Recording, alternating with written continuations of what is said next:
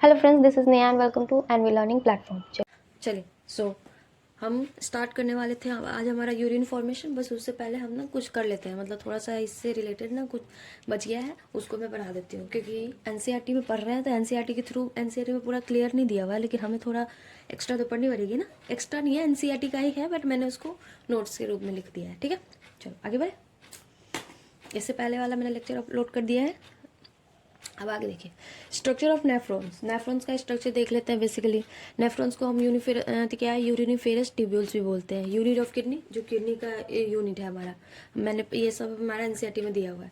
अब उसके बाद क्या है, 2 millions of nephron, 2 millions nephron present in both kidney. ये ध्यान दीजिए, मैंने यहाँ पे बोथ किडनी लिखा है, इसीलिए मैंने लिखवा दिया है, क्योंकि एनसीईआरटी में 1 मिलियन लिखा हुआ है, तो 1 मिलियन ईच लिखा हुआ है, इसीलिए मैंने लिख दिया है कि अगर बोथ किडनी आता है तो आप वहाँ पे याद करोगे 2 मिलियंस। ठीक है, जब भी बोथ किडनी की बात आती है तो 2 मिलियंस लिखेंगे, अगर ईच किडनी की बात आती है तो आप 1 मिलियन लिखेंगे। ठीक है, ये समझ आ गया।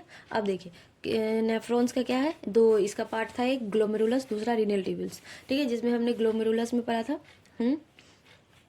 उसके यहाँ पे है एक ग्लोमेरुलस, इसका ग्लोमेरुलस में एक वुमेन्स कैप्सूल होती है, ग्लोमेरुलस का एक ग्लोमेरुलस हो गया। एक रीनल ट्यूब्यूल्स, रीनल ट्यूब्यूल्स में एक वुमेन्स कैप्सूल होती है नीचे वाली। फिर उसका PCT, DCT, LH, CD.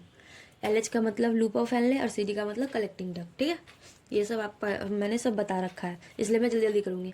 Present in cortex, जो कॉर्टेक्स में प्रेजेंट होता है, माल्फिजन ट्यूब्यूल्स।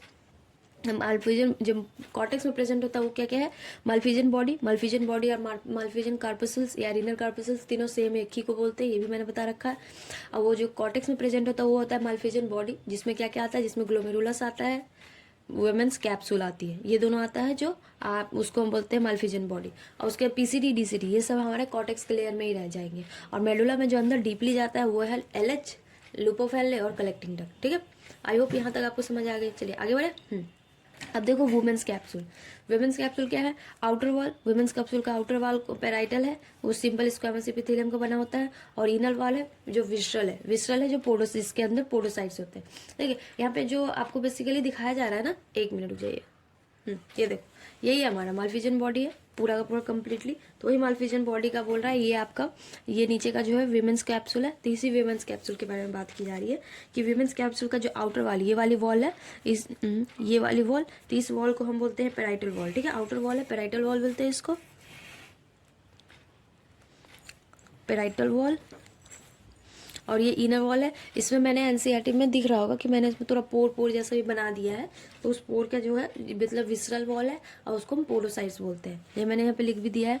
यहाँ पे है इनर, ये जो इनर वॉल है, इनर का जो वो ये पोडोसाइट्स। ठीक है, समझ गया। चलिए, इसी पोडोसाइट्स में क्या है, ये पोडोसाइट बेसिकली हमारा फिल्ट्रेशन में यूज होती है। ठीक है, पोडोसाइट से जिस इसी के थ्रू है ना, जो पूरा ग्लोमेरुलस से हमारा पूरा का पूरा किडनी का जितना मटेरियल है, वो जब हमारा एफरेंट आर्ट्रियोल से आता है तो वो फिल्टर्ड होके फिर उसके बाद ये हमारा ग्लोमेरुलस में जाता है। तो वो जो पूरा फिल्टर है, ये इसी पोर के थ्रू फिल्ट्रेट, ये फिल्ट्रेशन स्लिट है, इसी पोर के थ्रू फिल्टर हो के ये हमारा ग्लोमेरुलस में आता है, विमेंस कैप्सूल में आता है ग्लोमेरुलस से। ठीक है, समझ गए। चलिए आगे बढ़े। चलिए अब आगे बढ़ते हैं, पैसेज ऑफ यूरिन। अब मैंने बता दिया था, मैंने ओरली बता दिया था कि यूरिन का पास कैसे होता है, बट अब मैं पूरा क्लियरली आपको बताती हूँ कि यूरिन का पैसेज क्या है, पाथ क्या है, कैसे कैसे होता है। यूरिन अभी तक तो पूरा पूरा फिल्टर हो रही थी, वो किडनी में हो रही थी, लेकिन पासेस का मतलब बॉडी से बाहर निकालने का। तो ये सबसे पहले हमने कलेक्टिंग डक्ट तक पूरा प्योरीफाई कर लिया। कलेक्टिंग डक्ट तक प्योरीफाई करने के बाद जो बचा पार्ट है वो क्या होगा, ये डक्ट ऑफ बर्टिनी में, जो हमारा डक्ट ऑफ बर्टिनी है उसमें आएगी, और ये रीनल पैपले के थ्रू, और फिर ये डक्ट ऑफ बर्टिनी से माइनर कैलिक्स में आएगी, माइनर कैलिक्स से फिर मेजर कैलिक्स में जाएंगी, फिर मेजर कैलिक्स से पेल्विस में आएगी, पेल्विस से यूरेटर, यूरेटर से यूरिनरी ब्लैडर, यूरिनरी ब्लैडर से यूरेथ्रा, यूरेथ्रा में आ गई, और यूरेथ्रा के थ्रू बाहर आएगा। यहाँ तक समझ गया, ये हमारा पासेज है, ये हमारा यूरिन का पासेज है। अब देखिए ब्लड का पास है, यूरिन का पास आपको समझ आ गया। अब देखिए ब्लड, ये दोनों मान लीजिए पूछ देता बीच में आपको, तो ये क्लियर होनी चाहिए, इसीलिए मैंने लिख दिया, ये इंपॉर्टेंट है। यस, अब ये रीनल क्या, सबसे पहले क्या हमने क्या करा हमारे बॉडी में, मतलब किडनी ने क्या करी, रीनल आर्टरी लेके आई। रीनल आर्टरी से क्या हुआ, रीनल आर्टरी के बाद एफरेंट आर्ट्रियोल में आई, एफरेंट आर्ट्रियोल के थ्रू ग्लोमेरुलस में आई, ग्लोमेरुलस से फिल्टर हो गए, फिल्टर होने के बाद जो बचा, जो मतलब फिल्ट्रेट था एज ए फिल्ट्रेट, वो सब ऊपर ही रह गया। जो डिस्पोजल पार्ट है, जो बाहर निकलने के लिए पार्ट, मतलब बेसिक जो प्रोटीन वगैरह है वो फिल्टर नहीं होती, कि निकालना है यूरिन वगैरह से, तो वो चला गया। अब बचा हुआ पार्ट है जो वापस वो एज ए इफरेंट आर्ट्रियोल से बाहर निकल जाता है। इफरेंट आर्ट्रियोल के थ्रू पेरीट्यूबुलर कैपिलरीज से होते हुए वासा रेक्टा से होते हुए रीनल टेब्यूल से, रीनल टेब्यूल से रीनल वेन्स। समझ गया? चलिए मैं इससे, अगर आपको ऐसे ओरली समझने में दिक्कत हो रही है तब मैं इससे भी समझा देती हूँ। देखो जैसे ब्लड का पास, सबसे पहले क्या हुआ, एफरेंट आर्ट्रियोल से, एफरेंट आर्ट्रियोल कहीं ना कहीं हमारे रीनल आर्टरी से आई, उस रीनल आर्टरी के बाद क्या हुआ, ये एफरेंट आर्ट्रियोल यहाँ पे आया, इसमें क्या ग्लोमेरुलस में हमारा पूरा फिल्टर हुआ, फिल्टर होने के बाद यूरिन वगैरह नीचे चला आया, और जो हमारा जो चीज़ फिल्टर नहीं हो पाया वो हमारे बॉडी में यहाँ पे इफरेंट आर्ट्रियोल के थ्रू ये पूरा का पूरा हमारा ये जो गुत्थी है यहाँ पे, उसको पेरीट्यूबुलर कैविटी से होते हुए पूरा का पूरा जो फिल्टर है वासा रेक्टा, वासा रेक्टा से होते हुए ये पूरा का पूरा रीनल वेन्यूल्स, रीनल वेन्यूल्स के बाद ये रीनल वेन के थ्रू ये बाहर, हमारे रीनल वेन अब क्या करेगी, इसको वापस से बॉडी में ले जाएगी, वापस से बॉडी में मीन्स वापस से रीनल वेन इसको लंग्स में लेके जाएगी हार्ट के थ्रू, तो इससे फिल्ट्रेट यहाँ पे क्या, इसमें यूरिन वगैरह, ये डीऑक्सीजनेटेड ब्लड हो गया। मीन्स ये ब्लड के थ्रू जो मिक्स थी, जो इम्पोर्टेंट था हमारे लिए, वो इम्पोर्टेंट हो गई, यूज हो गई। अब बाकी थ्रू बाकी सब मतलब जो निकलना था वेस्ट एज ए वेस्टेज, वो वेस्टेज निकल के इससे छनाएगा। ये येलो वाले पार्ट से वेस्टेज वाला चला गया, फिर इसमें से भी जो एब्जॉर्ब करने वाली और सेल सब एब्जॉर्ब कर लेगी, जो नहीं एब्जॉर्ब करने वाली है तो आपस से जाते जाते ऐसे जाते जाते और ये पूरा कलेक्टिंग डक्ट में जमा हो जाएगा, जो हमने पासेज ऑफ यूरिन में पढ़ा है। ठीक है, चलिए आई होप आपको दोनों क्लियर हो गया होगा। ठीक है, आगे बढ़े। चलिए अब देखो यहाँ पे कुछ है टाइप्स ऑफ नेफ्रॉन। मैंने दो नेफ्रॉन बताया आपको, एक कॉर्टिकल नेफ्रॉन बताया, एक जक्स्टा मेडुलरी नेफ्रॉन बताया। ठीक है, उसमें मैंने बताया था कि कॉर्टिकल नेफ्रॉन आपका 80% कॉर्टिकल नेफ्रॉन होता है, और बचा हुआ 15% क्या होता है, वो जक्स्टा मेडुलरी। हाई क्या कहते हैं, कॉर्टिकल नेफ्रॉन जो होती है वो हमारी उसकी साइज छोटी होती है, क्योंकि इसका क्या है, जेजी सेल बहुत छोटा होता है, सॉरी इसका LH मतलब लूप ऑफ एल इसमें छोटा होता है। ठीक है, शॉर्ट होता है, इसके लिए ये छोटा होता है, हाई अमाउंट में प्रेजेंट होता है लेकिन साइज छोटा होता है। और उसके बाद है इसका लार्ज होता है, क्योंकि इसका लूप ऑफ एल लार्ज होता है। ठीक है, लॉन्ग लंबा। ये कॉर्टिकल नेफ्रॉन है जो मोस्टली कॉर्टेक्स में होता है, और जक्स्टा मेडुलरी है जो मेडुला में होता है। नेम से भी आप कर सकते हो। कॉर्टिकल नेफ्रॉन में हमने पहले ही पढ़ा था कि इसमें क्या है, जब जक्स्टा मेडुलरी है ही नहीं, मतलब लूप ऑफ एल बड़ा है ही नहीं, तो उसमें क्या कहते हैं, वासा रेक्टा क्यों होगी, सोचने वाली बात भी है। अगर आप रिलेट भी करो तो रिलेट कर सकते हो। ठीक है, तो इसमें वासा रेक्टा क्या है, एब्सेंट होती है, ये दिमाग में बैठा लीजिएगा, और इसमें वासा रेक्टा प्रेजेंट होती है। चलिए यहाँ तक समझ आ गया। चलिए ठीक है, अब है कुछ इसी से रिलेटेड। यहाँ पे देखो ये हमारा DCT है, EJG सेल से रिलेटेड है DCT के नीचे है एक जो लेयर बनता है यहाँ पे, जो आपका जंक्शन जैसा बना है, ये जक्स्टा मेडुलरी अपैरेटस जो बनती है, जक्स्टा ग्लोमेरुलस अपैरेटस, तो वही है JG सेल जिसको बोलते हैं, जक्स्टा ग्लोमेरुलर अपैरेटस। DCT के नीचे ये है आपका एफरेंट आर्ट्रियोल, उसके बाद ये इफरेंट आर्ट्रियोल। ठीक है, नीचे वाला हमारा है ग्लोमेरुलस। ठीक है, ये मैक्यूला डेंसा इसको बोलते हैं, ये मैक्यूलर सेल है, मैक्यूलर सेल। और उसके बाद ये जेजी सेल, ये वाला सेल, ये वाला आपका जेजी सेल है। ठीक है, और ये पूरा मिलके बनाया, ओवरऑल पूरा मिलके आपका बनाया जक्स्टा ग्लोमेरुलर अपैरेटस। ठीक है, जक्स्टा ग्लोमेरुलर अपैरेटस किसको बोलते हैं, ये है। और इसके बाद जेजी सेल इसमें है, ये मॉडिफाइड होता है smooth muscles of efferent arteriole, ये एफरेंट आर्ट्रियोल है। इसी का जो एक इसी में कुछ मॉडिफिकेशन हो जाएगा तो इसका तो वो जक्स्टा ग्लोमेरुलर सेल बना देगा, मीन जेजी सेल बना देगा। ठीक है, समझ गए। चलिए आगे बढ़े। चलिए बेसिकली हमने जेजी सेल इसलिए पढ़ा क्योंकि इसमें कुछ हार्मोन्स है जो रिलीज होती है। अब वो हार्मोन्स हमें लर्न करना बहुत ज़रूरी है, क्योंकि ये एनसीईआरटी में है नहीं दिया है, लेकिन ये आगे जाके जब हम हार्मोनल चैप्टर पढ़ते हैं तो इसमें दिया हुआ है और ये हमसे पूछता है, तो इसी के लिए हमने जेजी सेल पढ़ा। ठीक है, ये रिलीज करता है रेनिन। ठीक है, रेनिन रिलीज करती है जो रेगुलेट करता है ग्लोमेरुलस फिल्ट्रेशन, जो हम आगे पढ़ेंगे कि ग्लोमेरुलस फिल्ट्रेशन में क्या क्या होता है, उसके ग्लोमेरुलस फिल्ट्रेशन रेट को ये रेगुलेट करता है और ब्लड प्रेशर को भी रेगुलेट करता है रेनिन, ठीक है। दूसरा है यूरिथ्रोपोएटिन। यूरिथ्रोपोएटिन है जो फॉर्मेशन ऑफ आरबीसी में हेल्प करती है। कैल्सीटोनिन, कैल्सीटोरॉल बोलते हैं, कैल्सीटेरियोल, वो इंक्रीज करता है absorption of calcium plus from guts, जो गट्स से कैल्शियम का एब्जॉर्प्शन को इंक्रीज करता है, ठीक है। चलिए अब हम रेस्ट हो गया यहाँ तक केस। अब हमें पढ़ना है यूरिन का फॉर्मेशन, कि हमारा आगे यूरिन कैसे बनता है वो आगे पढ़ेंगे। चले ठीक है, चलिए ठीक है। तो अब हम स्टार्ट करते हैं यूरिन फॉर्मेशन, यूरिन का फॉर्मेशन, ठीक है। देखो यूरिन फॉर्मेशन इन्वॉल्व करता है three main process, namely glomerulus filtration, reabsorption, secretion that take place in different part of the nephron. बोला जा रहा है कि यूरिन का जो एब्जॉर्प्शन होता है वो बेसिकली तीन मतलब फंक्शन एब्जॉर्ब करता है, ठीक है। मैंने तीन इसका ये है, इस प्रोसेस होती है इनमें। एक होती है ग्लोमेरुलर फिल्ट्रेशन, दूसरा रीअब्जॉर्प्शन, तीसरा सिक्रीशन। वो तीनों होती है नेफ्रॉन में होती है, ठीक है। फर्स्ट स्टेप, अब इसको स्टेप बाय स्टेप दिखा हुआ है, तो पहले मैं अपने समझा रही हूँ नोट पे, फिर आपको एनसीईआरटी पढ़ाऊंगी तो ज़्यादा अच्छे से क्लियर हो जाएगा, ठीक है। चलिए यहाँ पे देखो, चलिए ठीक है। देखो तीनों लिख दिया मैंने। यहाँ पे ग्लोमेरुलर फिल्ट्रेशन है, जिसको अल्ट्रा फिल्ट्रेशन भी बोल सकते हो, रीअब्जॉर्प्शन एंड सिक्रीशन है। सबसे पहले हमें पढ़ना है ग्लोमेरुलर फिल्ट्रेशन। अल्ट्रा फिल्ट्रेशन क्या है, इसमें है ग्लोमेरुलर मतलब ग्लोमेरुलर से जो फिल्ट्रेट होगी, फिल्ट्रेशन होने के बाद जो नीचे प्रोडक्ट बचती है, नीचे जाएगा तो उसका जो आपका बचा हुआ प्रोडक्ट है वो वापस से बॉडी में चली जाएगी और उसी का आगे रीअब्जॉर्प्शन होगा। और जो मतलब जो बचा हुआ पार्टिकल है, जो अनएब्जॉर्ब पार्टिकल है, जो फिल्ट्रेट के फॉर्म में बॉडी के नीचे से एज लाइक चाय छन्नी है, ये आपका हो गया मान लो एक जैसे, ये आपका चाय छन्नी है, ये एक उसका स्टील वाला है और ये नीचे जाली लगी हुई है। ये क्या होगी, एफरेंट आर्ट्रियोल से ब्लड आएंगी, ब्लड के साथ बहुत सारे मिक्स होके आएंगी, इससे यहाँ पे आके यहाँ पे फिल्ट्रेट होगा। फिल्ट्रेट होने के बाद ये वापस नीचे आएगी, तो ये हो गया आपका चाय पत्ती जो ऊपर बच जाती है। सो मीन्स इसमें क्या बड़े बड़े पार्टिकल्स जो होते हैं, जितने भी मतलब प्रोटीन वगैरह या प्रोटीन मतलब लार्ज साइज के पार्टिकल्स है, वो अनएब्जॉर्ब्ड रह जाएगा, सॉरी अनफिल्ट्रेट रह जाएगा। तो अनफिल्ट्रेट रह जाएगा तो क्या हो जाएगा, वापस से ये इफरेंट आर्ट्रियोल के थ्रू बॉडी में चली जाएगी। और इस यहाँ से क्या हो जाएगा, यहाँ से लिक्विड पार्टिकल, जो लिक्विड पार्टिकल है जो, और जो लिक्विड के साथ साथ मिक्स होने वाली पार्टिकल, वो फिल्ट्रेट के फॉर्म में नीचे आ जाएगी। नीचे आएगी पीसीटी से, और पीसीटी और एलएच के थ्रू होते होते पूरा ये इसका ये हो जाएगा, बॉडी क्या बोलते हैं उसको, वापस से एक्सक्रीट आउट हो जाएगा। यही इसका मेन है, ये समझ गए। चाय छन्नी, यहाँ पे हमने चाय बनाते हैं, चाय छानते हैं ना, तो चाय नीचे फिल्ट्रेट आता है, हाँ फिल्ट्रेट आता है ना, कि जो हमारा चाय है, जो चाय पीते हो आप, वो चाय पीते हो तो वो फिल्ट्रेट रहता है, तो फिल्ट्रेट क्या नीचे आ जाता है, और वो जो फिल्टर पार्टिकल जो आपका चाय पत्ती है, तो वो पार्टिकल ऊपर ही रह जाता है। चाय छन्नी मोटे पार्टिकल है तो वैसा ही सेम एज इट इज़, ठीक है। यही है कि यहाँ पे ई एफरेंट आर्ट्रियोल है, इफरेंट आर्ट्रियोल है, ये है बीसीओपी, ये है बाय, ये इसको बोलते हैं कि बाय कोलाइडल ऑक्यूपाइड जो पार्टिकल है ना, जो पहले से इसमें फिल्टर्ड नहीं होगी, वो वाली पार्टिकल है जिसमें बची हुई है बाय मॉलिक्यूलर। और इसके बाद CHP है, ये इसका कैप्सूल, जो आपकी ये कैप्सूल होगी, ये वाली कैप्सूलर, उनकी प्रेशर, ये भी जो जब फिल्ट्रेट होगी तो ये भी अपना कुछ फोर्स लगाएगा और नीचे से भी कुछ फोर्स लगेगी। तो ये जो कैप्सूलर हाइड्रोस्टेटिक प्रेशर, मतलब ये कैप्सूल हाइड्रोस्टेटिक प्रेशर लगा रही है वो वाली।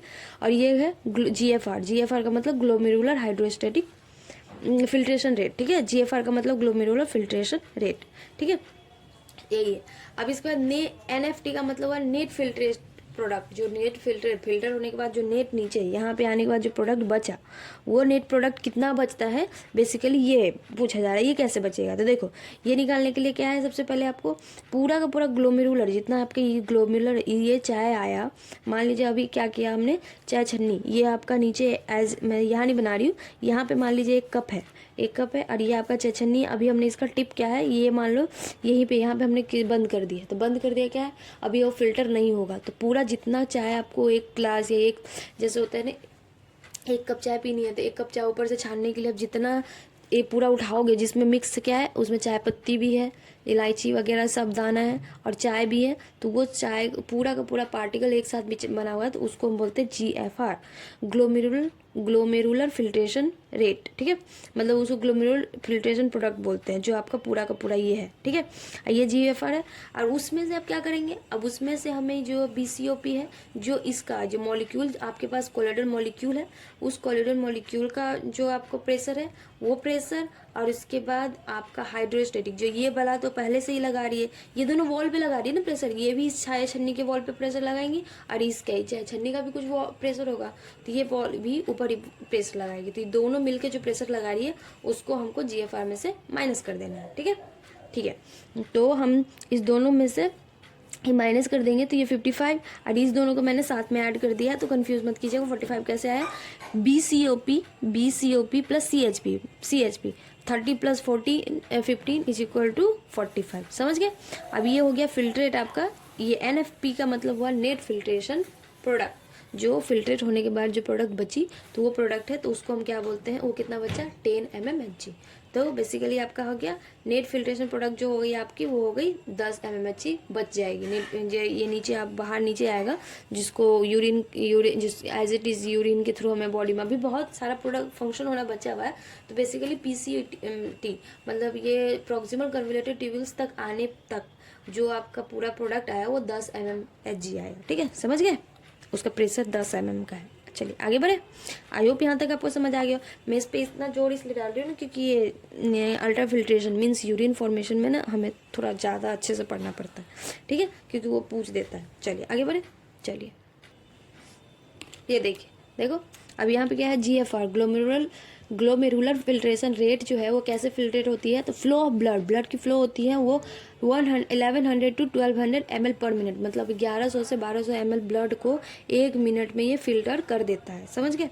हाँ, इसको अगर आपने क्या बोलते हैं कि अब इसका प्लाज्मा, जैसे कि इसमें प्लाज्मा बोल रहा है कि फ्लो ऑफ प्लाज्मा अगर प्लाज्मा के रेट में देखा जाए ब्लड का तो 1100 से 1200 और प्लाज्मा हुआ तो 55% ऑफ द ब्लड, जितना भी ब्लड है उसका 55% ये है क्या करते हैं, आपको फिल्ट्रेट के फॉर्म में ये फ्लो कराता है। ठीक है, देखो यहीं पे वही सेम था, ये एफरेंट आर्ट्रियोल है, इफरेंट आर्ट्रियोल है, नीचे आया, नीचे आने के बाद कितना फिल्ट्रेट हुआ तो 125 ml पर मिनट, 1 मिनट के हिसाब से 125 ml जो यूरिन का नीचे पास हुआ, जो आगे जाके मतलब ये फिल्टर GFR के रेट में बनाया तो वो 125 ml पर मिनट बताया। अब उसके बाद फिल्ट्रेट जो नीचे आई यहाँ पे कप के बाद एज लाइक चाय के जैसे जो हुआ ना, तो चाय से रिलेट कर लो तो अच्छे से समझ आएगा। तो चाय के फॉर्म में जो नीचे आई तो वो 125 ml 1 मिनट में, और 1 मिनट में आप पूरे दिन में बोल जा रहा है तो पूरे दिन में क्या होगा तो लीटर में लेंगे, तो एक दिन में पूरा का पूरा 180 लीटर एक दिन में। ठीक है, समझ गए। चलिए आगे बढ़े। ये जो है 180 लीटर वो पूरा का पूरा 1% है जो उसमें से जितना फिल्ट्रेट हुआ, अभी बताया मैंने कि पूरा का पूरा जितना फिल्ट्रेट हुआ तो वो तो अभी आपका ग्लोमेरुलर रेट प्रोडक्ट में ही है, मतलब PCT से भी पास नहीं हुई, ऊपर तक ही बता रहा है। वो नीचे आके कॉन्सेंट्रेशन होगा, फिर डिहाइड्रेशन मतलब उसमें सब मतलब और डाइलेशन होगा, तो ये सब है। उसमें यूरिन भी अभी फॉर्मेशन नहीं हुई है, यह याद रखिएगा। 180 लीटर बना है एक दिन में, ठीक है, समझ रहे हो, एक दिन में 180 लीटर बना है, लेकिन वो पूरा का पूरा यूरिन में बनता नहीं है, क्योंकि सोच लो कि अगर पूरा का पूरा यूरिन में बनेगा तो कितना ही ब्लड कितना ही हमारे पास ये रह पाएगा, क्या बोलते हैं उसको, पानी बॉडी में। ठीक है, तो वही है, उसका केवल मात्र 1%, ये याद रखिएगा, इम्पोर्टेंट है, ये बहुत इम्पोर्टेंट है। ये बस जो जितना फिल्ट्रेट हुआ उसका GFR जितना था हमारा, उसका बस और बस 1% ही, एक ओनली 1% है जो आपका यूरिन बनता है। ठीक है, तो 180 ml पर लीटर पर डे है, एक दिन में 180 लीटर है, तो हम कितना यूरिन रिलीज करते हैं, ये नॉर्मल केस में 1.8 लीटर। ठीक है, 1.8 लीटर एक दिन में हम रिलीज करते हैं एज यूरिन के फॉर्म में। ठीक है, और 99% क्या आता है, वापस से रीअब्जॉर्ब हो जाती है। ये जैसे PCT में रीअब्जॉर्ब होगी, DCT में थी, LH में रीअब्जॉर्ब होगी, DCT में रीअब्जॉर्ब होगी, तो वो 99% क्या होती है, रीअब्जॉर्ब हो जाएगी बॉडी में वापस से, वो जो ट्यूब्यूल्स है उस ट्यूब्यूल्स वगैरह में वापस से रीअब्जॉर्ब हो जाएगी, और बस 1% ही है वो कलेक्टिंग डक्ट के थ्रू होते हुए, ये यूरेटर के थ्रू होते यूरिनरी ब्लैडर और बाहर में excrete out.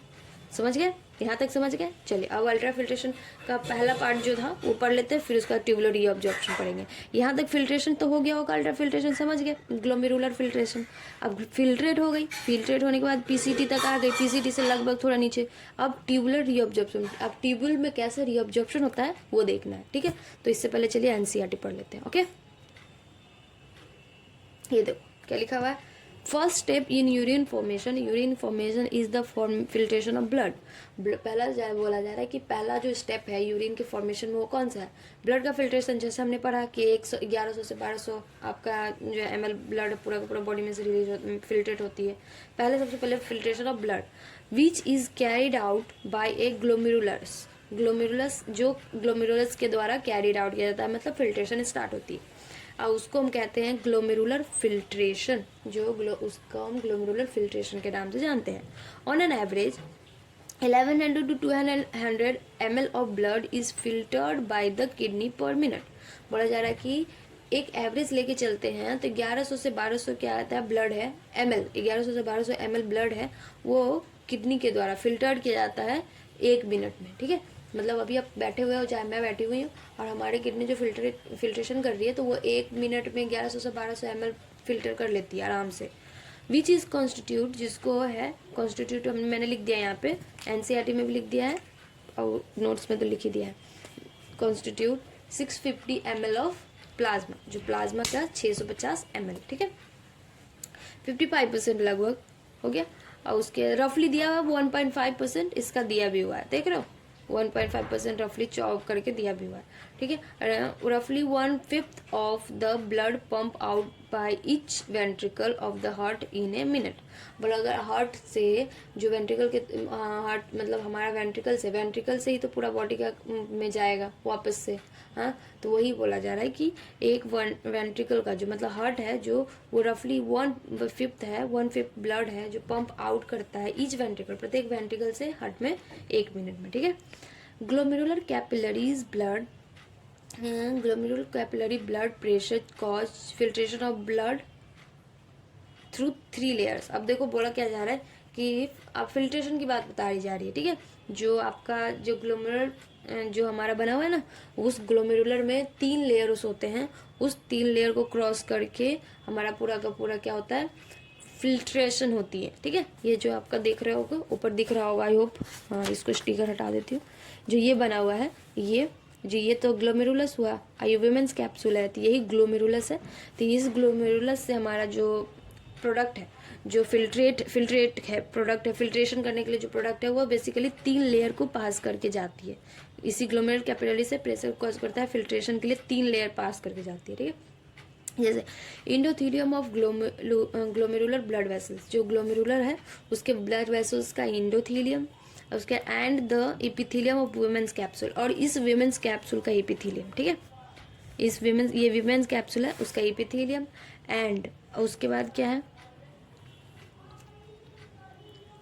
And the basement membrane between this 2 layer. अब इस दोनों लेयर के बीच में आपको यहाँ पे क्लियर नहीं दिख रहा है, बट इस दोनों लेयर के बीच में थोड़ी सी स्पेस होती है। तो ये स्पेस मतलब समझ गए, इसका आप वैसे भी सोच सकते हो जैसे कि हमने यहाँ आगे बहुत सारे बार पढ़ा है, जब 3 लेयर जब एल्वेलाई में मैंने पढ़ाया था, तो एल्वेलाई में क्या था, इसका जो ऊपर वाला लेयर था उसका क्या बोलते हैं उसको, ये ब्लड वाले का एल्वेलाई का जो था उसका एंडोथेलियम, उसके बेसमेंट मेम्ब्रेन, और नीचे वाला क्या था कैपिलरीज वगैरह।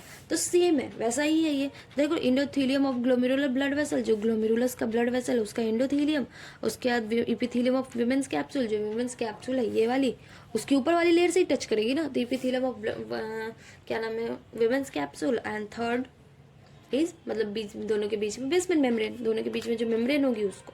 ठीक है, लर्न हो गया। चलिए ये इंपॉर्टेंट है, 3 लेयर आपसे पूछ सकता है तो इसको याद रखिएगा। चलिए अब देखो क्या लिखा हुआ उसमें और दिया हुआ है, इपिथेलियल सेल जो है विमेंस कैप्सूल का, जो ये विमेंस कैप्सूल है उसका इपिथेलियल सेल है, उसमें पोडोसाइट्स होते हैं। हाँ, podocytes are arrange in an intricate manner so that to leave some minor pores space called filtration slit और स्लिप पोर्स। देखो मैंने इसमें भी बना दिया, यहाँ पे देखिए आई होप आपको दिख रही होगी, ये छोटे छोटे जो मैंने बनाए हैं ये वाले ये पोडोसाइट्स है। यही पोडोसाइट्स के बारे में बोला जा रहा है कि यहाँ पे कि ये छोटे छोटे जो पोर्स है, जो विमेंस कैप्सूल, ये हमारी विमेंस कैप्सूल है, इसी विमेंस कैप्सूल में छोटे छोटे जो पोर्स है एपिथेलियल सेल की बनी होती है, वो क्या करता है बेसिकली ये अरेंज होता है एक इंट्रिकेट मैनर में, मतलब अच्छे से मैनर में, कि जिसकी वजह से कुछ कुछ पोर्स छूट जाते हैं, लीव करता है पोर इसके लिए ताकि वो फिल्ट्रेशन जाली जैसा ए एज इट इज़ याद कर लो चाय छन्नी, चाय छानने वाली जाली सेम वैसे ये छोटे छोटे से पोर जाली जाली नहीं होते उसमें, तो उसमें कुछ ज़्यादा ही होता है, वैसे ही जाली जाली रहता है। और उसी जाली से क्या ये अपने सेंटीमीटर फिल्ट्रेशन रेट के सेंटीमीटर के अकॉर्डिंग प्रोटीन के अकॉर्डिंग फिल्टर जाली बना होगा, ऐसे याद रख लो। तो एकदम जाली जाली जैसा रहता है। और वो जाली की वजह से क्या उसको हम बोलते हैं फिल्ट्रेशन स्लिट, जहाँ से फिल्ट्रेशन होती है, और स्लिट पोर भी बोल सकते हैं। समझ आ गई यहाँ तक? आई होप आपको यहाँ तक क्लियर हो गया होगा। चलिए आगे बढ़े। Blood is filtered so finally through this membrane. अब बोला जा रहा है इस मेम्ब्रेन के थ्रू ब्लड है बहुत अच्छे से फिल्टर किया जाता है।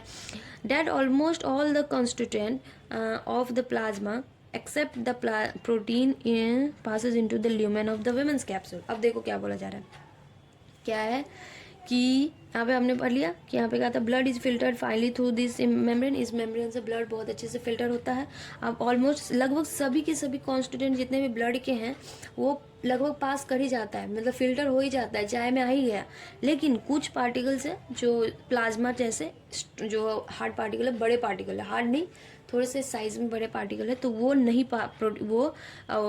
उसमें क्या बोलते जो प्लाज्मा में है, जितने भी प्लाज्मा में पार्टिकल्स है वो सारे पास हो गए। लेकिन कुछ प्लाज्मा के प्रोटीन्स है, प्लाज्मा प्रोटीन्स, वो क्या बोलते हैं नहीं पास होते हैं। ठीक है, वो पूरा का पूरा आपका इसी में रह जाएगा, चाय छन्नी के ऊपर ही रह जाएगा। ठीक है, विमेंस कैप्सूल में नहीं आएगा, ऑलमोस्ट सारे के सारे ये लिमेंस में ही रह जाता है विमेंस कैप्सूल के। ठीक है, therefore it is considered as ultra filtration, इसीलिए इसको अल्ट्रा फिल्ट्रेशन कंसीडर किया गया। अल्ट्रा मतलब हाईली फिल्ट्रेशन, मतलब बहुत ज़्यादा एक्स्ट्रा अमाउंट ऑफ फिल्ट्रेशन, मतलब चाय छन्नी का भी एकदम एक्सट्रीम लेवल का जो छन्नी बहुत छोटे छोटे जाली वाला वो वाला रहता है। ठीक है, एक होता है ना आटा चालने वाला, तो आटा चालने वाला बहुत टाइप के आते हैं, बहुत पतला पतला जाली वाला होता है, एक थोड़ा सा मोटा जाली वाला होता है, एक थोड़ा सा मोटा जाली उससे मोटा होता है। तो डिपेंड करता है कैसा। तो ये हाईली एकदम बहुत जैसे मैदा चालने वाला जैसे बहुत पतला, समझ गया।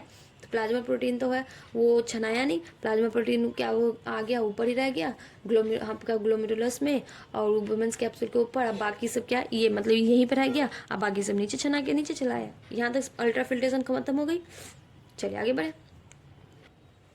ठीक है, देखो The amount of filtrate formed by the kidney per minute is called glomerular filtration rate, GFR। देखो वही है, बोला जा रहा है कि जो अमाउंट ऑफ फिल्ट्रेट का जो अमाउंट है वो किडनी के द्वारा जितना फिल्ट्रेट फॉर्म किया जाता है, 1 मिनट में जितना फिल्टर किया जाता है उसी को हम बोलते हैं ग्लोमेरुलर फिल्ट्रेशन रेट। ठीक है, तो वही मैंने बताया। GFR in a healthy individual is approximately 125 ml पर मिनट। यहाँ पे देखो मिनट में दिया हुआ है 125, मतलब एक हेल्दी इंडिविजुअल है वो अप्रॉक्सीमेटली 125 ml है जो फिल्टर करेगा 1 मिनट में। और वही है, अगर पूरे दिन के हिसाब लगा लो तो आप कर सकते हो कि 1 मिनट में 1 मिनट में इतना है, तो आप कर लो 1 मिनट में है तो उसके बाद एक दिन में कितने मिनट होते हैं तो उसके अकॉर्डिंग आप निकाल सकते हो। कुछ उसमें है नहीं, 80 मिनट्स वन ऐसे लर्न कर लीजिए, वैसे निकाल भी सकते हो कि 1 मिनट में 60 मतलब 1 घंटे में 60 मिनट्स होते हैं और पूरे दिन में 24 घंटे होते हैं, तो 60 × 24 × 125। तो वैसे भी अगर आप करोगे तो आपका पूरा का पूरा क्या बोलते हैं 180 लीटर में आ जाएगा। ठीक है, क्योंकि यहाँ लीटर है, ये ml में दिया हुआ है, समझ गए। अब देखिए, किडनी है built in mechanism for the regulation of glomerular filtration rate.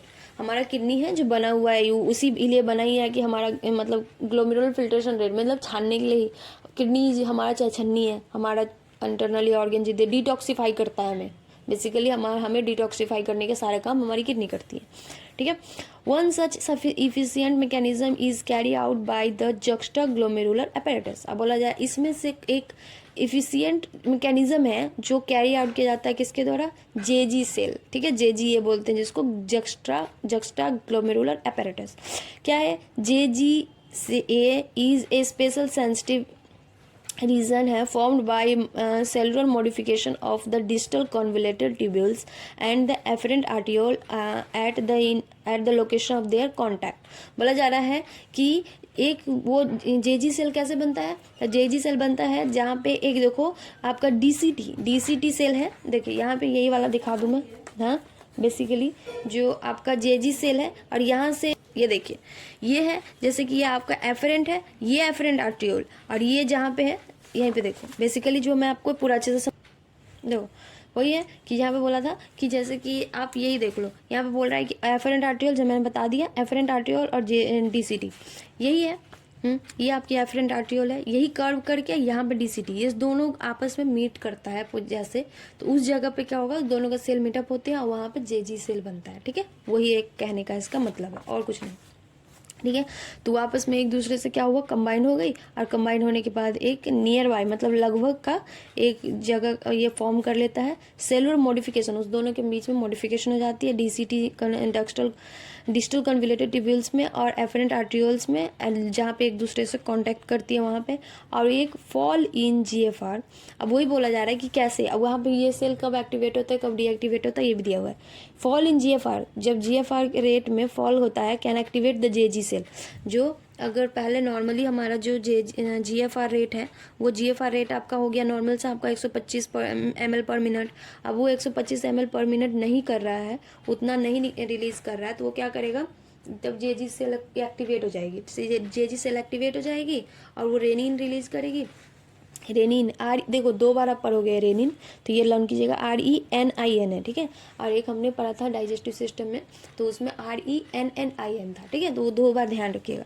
तो रेनिन रिलीज करेगी, वो रिलीज करेगी तो क्या स्टिमुलेट करेगा, ये ग्लोमेरुलर ब्लड फ्लो को बढ़ा देगा। हाँ, जितना जैसे ग्लोमेरुलर ब्लड फ्लो को बढ़ा देगा तो क्या होगा, तो फिल्ट्रेशन रेट क्या हो जाएगी, बढ़ जाएगी, क्योंकि और ज़्यादा जितना ज़्यादा आप चाय डालोगे ऊपर, हाँ, जितना ऊपर चाय डालोगे उतना नीचे फिल्टर होता जाएगा, चाय डालोगे नीचे फिल्टर होता जाएगा, तो सेम तो वही है, ये ग्लोमेरुलर फिल्ट्रेशन ब्लड फ्लो को बढ़ा देता है, जिसके वजह से क्या होता है, एफरेंट आर्ट्रियोल है ना, आप समझ सकते हो कि एफरेंट आर्ट्रियोल, ऐसे भी दिमाग में लगा सकते हो कि एफरेंट और इफरेंट में कन्फ्यूजन ना हो, मैं यहाँ पर ड्रॉ नहीं कर रही हूँ, इसका मतलब ही मैं समझा देती हूँ। एफरेंट से ही ब्लड आता है, एफरेंट मतलब आना, और इफरेंट मतलब एग्जिट हो जाना। ठीक है, तो आता है एफरेंट की तरफ से ही है, फिर फिल्टर होता है, फिर फिल्टर होने के बाद क्या हुआ, जितना आपको फिल्टर एज ए फिल्ट्रेट, जो चाय नीचे निकल गई, चाय निकलने के बाद बचा हुआ है प्रोटीन, वो प्रोटीन बचा रहा और उसमें ब्लड वो वापस से चला जाता है इफरेंट से, इफरेंट आर्ट्रियोल के थ्रू बाहर चला जाता है और वासा रेक्टा के होते हुए पूरा बॉडी में जाते हैं, अपना आगे का फंक्शन करता है। मेन फंक्शन था क्या, कि एज ए फिल्ट्रेट का जो डिटॉक्सिफाई करने की जितनी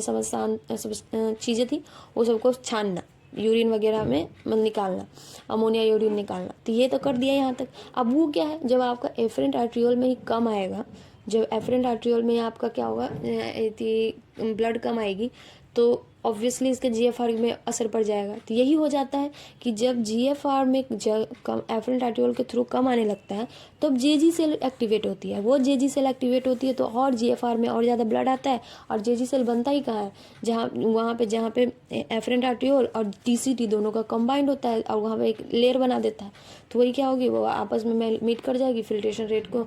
अब एफरेंट आर्ट्रियोल ज़्यादा ब्लड देगी तो ज़्यादा फिल्ट्रेट निकलेगा, समझ गए। और फिर से क्या हो जाएगा, GFR back to normal.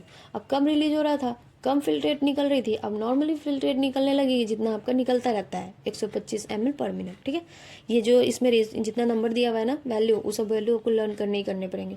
125 ml पर मिनट या 180 लीटर पर डे, ये सब याद करनी है। ठीक है, चलिए यहाँ तक समझ गया।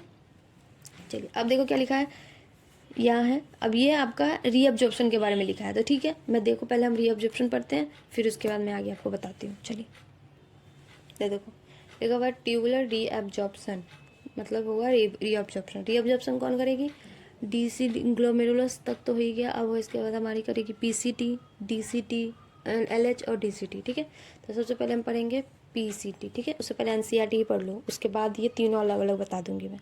चलिए देखो सबसे पहले क्या लिखा हुआ है, in comparison of the volume of filtrate form per day 180 litre per day, with that the urine release 1.5 liter suggests that nearly 99% of the filtrate has to be reabsorbed by the renal tubules। वही मैंने बताया है starting में, starting means अभी बताया था मैंने कि 1% ही जो होता है वो हमारा जितना ब्लड जीएफआर का रेट है उसका 1% ही हमारा फिल्ट्रेट के फॉर्म में निकलता है, बाकी 99% क्या आती है वापस से रीअब्जॉर्ब हो जाती है। तो कहाँ रीअब्जॉर्ब हो जाती है, ट्यूबुल्स में ही रीअब्जॉर्ब होती है ना, तो वही यहाँ पे लिखा हुआ है, देख रहे हो, मैंने पहले अपना बता दिया फिर यहाँ पर आया तो अच्छे से आपको समझ आ गया होगा। देखो ये लिखा हुआ है, in comparison to the volume filtrate, जो फिल्ट्रेट होती है लिख भी दिया है कि 180 लीटर पर दिन में, पर दिन के हिसाब से हमने पढ़ा, तो उसका है उसमें से बस 1% लिखा था, 1 to 5%, 1.5 to 1.8% मतलब लीटर है जो क्या है आपका फिल्ट्रेट होता है, तो वही लिखा हुआ है कि इसमें से यूरिन है जो रिलीज होती है यूरिन के फॉर्म में, वो होती है 1.5 लीटर ही। और वो सजेस्ट करता है दैट 99% है क्या है, फिल्ट्रेट है, has to be reabsorb. 99% filtrate क्या है, वापस से रीअब्जॉर्ब हो जाती है बाय द रीनल ट्यूब्यूल्स, जितने भी रीनल ट्यूब्यूल्स है उसके द्वारा, ठीक है। This is process is called reabsorption, इसी को हम रीअब्जॉर्प्शन बोलते हैं, ठीक है। अब कैसे होता है वो रीअब्जॉर्प्शन, जब आपका पीसीटी तक आ गया तो पीसीटी तक रीअब्जॉर्प्शन कैसे होता है वो भी तो देखना पड़ेगा ना। तो देखो कैसे रीअब्जॉर्प्शन होता है। ट्यूबुलर क्या है, the tubular epithelial cell in different segment of nephron perform this either by active और बाय पैसिव मैकेनिज्म। बोला जा रहा है जितने भी ट्यूबुलर एपिथेलियम है, यहाँ पे बोला जा रहा है जैसे कि पीसीटी हो गया हमारा, एलएच हुआ या डीसीटी हुआ, जितने भी हैं वो सारे के सारे क्या करता है, डिफरेंट सबके एपिथेलियम में डिफरेंट सेगमेंट, जितने भी डिफरेंट सेगमेंट है नेफ्रॉन के, उस सब में क्या होता है, ये एब्जॉर्प्शन होता है, कहीं पे एक्टिव होता है, कहीं पे पैसिव होता है, ठीक है, समझ गए। For example substance like glucose, amino acid, sodium ion ETC in the filtrate are reabsorb actively. जैसे कि एग्जांपल दिया कि अगर ग्लूकोज हुआ, अमीनो एसिड हो गई, सोडियम आयन है, ये सब फिल्ट्रेट होती है, रीअब्जॉर्ब, ये सब फिल्ट्रेट में आ गया, वो रीअब्जॉर्ब होती है एक्टिवली, मतलब एनर्जी की रिक्वायरमेंट है। और अगर nitrogenous waste, where is nitrogenous waste are absorbed by passive, अगर कोई नाइट्रोजनस वेस्ट है तो वो पैसिवली रीअब्जॉर्ब हो जाता है, ठीक है। Reabsorption of water is also passive, reabsorption of water भी हो वो भी पैसिव होता है, तो बेसिक है डिफ्यूजन के through in the initial segment of the nephron के इनिशियल सेगमेंट में रीअब्जॉर्प्शन ऑफ वाटर भी होता है, ठीक है। यहाँ तक समझ आ गया। अब चलो इसी को हम लोग पूरा एक्सप्लेन करके पढ़ना है, मैं पढ़ाऊंगी थोड़ा, क्योंकि इसमें थोड़ा डिस्क्राइब करना पड़ेगा पीसीटी में कितना, कहाँ पे कैसे सिगरेट रिलीज होता है, डीसीटी में कैसे होता है रीअब्जॉर्ब, और एलएच में तो वो मैं भी बता रही हूँ। चलिए देखो, चलिए पहले ये भी पढ़ लेते हैं। देखो क्या लिखा, ड्यूरिंग यूरिन फॉर्मेशन, जब यूरिन का फॉर्मेशन होता है, the tubular cell secrete substance like H+ K+ ammonia into the filtrate. अब बोला जा रहा है कि जब यूरिन का यहाँ तक फॉर्मेशन हो रहा है, नीचे मतलब फिल्ट्रेट में आ गई, फिल्ट्रेशन में, तो इसमें कुछ सब्सटेंस रीअब्जॉर्ब होते हैं, तो कुछ सब्सटेंस सिक्रीट भी करती हैं, जैसे कि इनकी साइड वाली ट्यूब्यूल्स है ना, तो वो ट्यूब्यूल्स कुछ सब्सटेंस को रीअब्जॉर्ब कर ली बाकी को, तो बाकी सब्सटेंस, कुछ सब्सटेंस जो उनको लगता है कि उनके लिए ख़राब है, तो वो फिल्ट्रेट में वापस से मिला देते हैं, मतलब वो उसको सिक्रीट करते हैं। उसमें क्या क्या है, उसमें होता है H+, hydrogen ion, potassium ion and ammonia, ये सब फिल्ट्रेट में मिला देता है। Tubular secretion is also an important step in urine formation. Urine formation में एक ट्यूबुलर सिक्रीशन है, वो भी बहुत महत्वपूर्ण भूमिका है उसका। As it help in the maintenance of ionic and acid balance, base balance in the body fluid. ये मेंटेन करता है आयनिक एंड बेसिक बैलेंस जितने भी होते हैं बॉडी में, बॉडी फ्लूइड के, उसको ये मेंटेन करने में हेल्प कराती है, ठीक है, समझ गए। अब फंक्शन ऑफ द ट्यूबुल्स, इसी ट्यूबुल्स में हम तीनों पीसीटी, डीसीटी, हेनलेस लूप का सारा का फंक्शन पढ़ लेंगे, ठीक है। चलिए आगे बढ़ते हैं, देखो, ठीक है। तो उसमें सबसे पहले पढ़ना है पीसीटी। पीसी का नाम मतलब हो गया proximal convoluted tubules. Maximum reabsorption यही होता है, लगभग 70 to 80% वाटर एंड मिनरल का एब्जॉर्प्शन यही होता है, रीअब्जॉर्प्शन, ठीक है। वापस से जितना भी है उसका 70 से 80% रीअब्जॉर्प्शन पीसीटी में ही होता है, ठीक है, याद रखिएगा। मैक्सिमम मिनिमम पूछता है। ये है जो ब्रश बॉर्डर्ड क्यूबॉइडल इपिथेलियम का बना होता है, ठीक है, ब्रश बॉर्डर्ड क्यूबॉइडल इपिथेलियम का बना होता है, बीच माइक्रोविलाइज में कुछ माइक्रोविलाइज भी होते हैं। इसी की वजह से माइक्रोविलाई क्या करता है, बेसिकली हमारे सरफेस एरिया को इंक्रीज करने में हेल्प करता है, सरफेस एरिया इंक्रीज, तो ये इसी की वजह से ज़्यादा रीअब्जॉर्प्शन इसमें होता है, ठीक है। अब इसमें क्या क्या का रीअब्जॉर्प्शन होता है, मेनली एक्टिव होता है। एक्टिव में क्या, ग्लूकोज हो गई, अमीनो एसिड हो गई हमारी, विटामिन सी की होती है, कटायंस में कुछ sodium ion, potassium ion ETC, anions, कुछ अनायन भी है, कुछ अनायन में है बाइकार्बोनेट, या फिर क्या कहता है दी है ये क्या, क्लोराइड ETC, ठीक है। तो जिसमें है यहाँ पे देखो मैंने क्या लिखा है, जो है कटायन अनायन है, ये सब एक्टिव ट्रांसपोर्ट, बेसिक बोला था ज़्यादा अमाउंट में एक्टिव ट्रांसपोर्ट पे होती है, कुछ पैसिव होती है, ठीक है। तो इसमें एक्टिव ट्रांसपोर्ट में जो होती है वो होती है ग्लूकोज का 100%, जितना भी 100% ग्लूकोज का एब्जॉर्प्शन यही होता है, रीअब्जॉर्प्शन। अमीनो एसिड का भी रीअब्जॉर्प्शन यही होता है। विटामिन सी का, कटायन का होता है जिसमें सोडियम, पोटासियम, ETC का। अनायंस, कुछ अनायंस का होता है जिसको बाइकार्बोनेट और क्लोराइड आयन, ठीक है, जो होता है पैसिव। समझ गए, यहाँ तक आपको समझ आ गया। चलिए आगे बढ़ते हैं। देखो एज इट इज एनसीईआरटी में भी यही दिया होगा, PCT means proximal convoluted tubules. PCT is lined by simple cuboidal brush border epithelium, वही मैंने बोला है, which increase the surface area for reabsorption. reabsorption के लिए surface area increase कर देता है क्योंकि माइक्रोबिलाई पाई जाती है. Nearly all the essential nutrient और 70 to 80% of electrolytes and water are reabsorbed in this segment. वही लिखा है कि बहुत सारे सेगमेंट जितने मतलब नियरली बहुत सारा अमाउंट में न्यूट्रिएंट्स और वाटर 70 से 80% का यहाँ पे इलेक्ट्रोलाइट्स का और वाटर का रीअब्जॉर्प्शन इसी सेगमेंट में होता है. पीसीटी ऑल्सो हेल्प इन मेंटेन पीएच. अब इस सेगमेंट का रीअब्जॉर्प्शन होता है तो इसमें क्या है, पीएच को मेंटेन करने में हेल्प करती है, ये आयनिक बैलेंस करने में हेल्प करता है बॉडी फ्लूइड का by selective secretion of hydrogen plus, ये वाला कि H प्लस का सिक्रीशन करता है, अमोनिया का सिक्रीशन करता है एंड पोटासियम आयन का सिक्रीशन करता है बेसिकली इनटू द फिल्ट्रेट. जो मतलब समझ गया, बाकी जो यूजफुल सब्सटेंस है उसको तो ये एब्जॉर्ब कर लिया. यहाँ पे देखना पोटासियम आयन रीअब्जॉर्ब भी करता है और कुछ पोटासियम आयन ये सिक्रीट भी करता है, इन फिल्ट्रेट में सिक्रीट कर देता है. वो फिल्ट्रेट में सिक्रीट करने के बाद ये होता है कि एब्जॉर्प्शन. अब यहाँ पे बाइकार्बोनेट का भी एब्जॉर्प्शन हो रहा है, जैसे हमने पढ़ा कि बाइकार्बोनेट का पैसिवली एब्जॉर्प्शन होता है, रीअब्जॉर्प्शन जिसको हम ये अनायनिक फॉर्म है मतलब पैसिव फॉर्म में. ठीक है, यहाँ तक आपको समझ आ गई, पीसीटी अच्छे से क्लियर हो गई होगी. चलिए अब हम पढ़ते हैं लूप ऑफ हेनले. ठीक है, चलो देखो मैं पहले अपना नोट्स पढ़ाने के बाद अगर मैं आपको एनसीईआरटी पढ़ा रही हूँ तो आई होप मुझे लग रहा है कि आपको अच्छे से क्लियर हो जा रहा है. ठीक है, तो उससे क्या होता है थोड़ा सा एक साथ पढ़ लेते हैं तो थोड़ा ज़्यादा बेहतरी तरीके से क्लियर हो जाता है, क्योंकि इसमें थोड़े से देखो यहीं पे देखो इतने से टर्म में दिया है, इसमें असेंडिंग डिसेंडिंग दोनों के बारे में दिया हुआ, तो इससे थोड़ा हमें डिटेल करके पढ़ना है ना, तो इसी के लिए हम थोड़ा सा डिस्क्राइब करके पढ़ रहे हैं. ठीक है, चलिए आगे बढ़े. देखो चलिए ठीक है, अब देखो एल एच है मतलब लूप ऑफ हेनले. अब ये क्या है, इसमें मिनिमम रीअब्जॉर्प्शन होता है अप्रॉक्स 5%. ठीक है, ये देखो ये डिसेंडिंग लूप ऑफ हेनले है, ये असेंडिंग लूप ऑफ हेनले है. ठीक है, समझ आ गया. चलिए अब देखो क्या है, descending loop of Henle basically water का रीअब्जॉर्प्शन होता है, ऑस्मोसिस इसमें ऑस्मोलारिटी बढ़ती है. और इसके बाद इसमें है असेंडिंग लूप ऑफ हेनले में मतलब इसमें क्या होता है, इलेक्ट्रोलाइट्स मीन्स बेसिकली सॉलिड का एब्जॉर्प्शन होता है. ठीक है, रीअब्जॉर्प्शन. ठीक है, ये थोड़ी थिक होती है, ये थिन होती है, ये याद रखिएगा NaCl सॉलिड में. ठीक है, simply sodium plus ion minus का.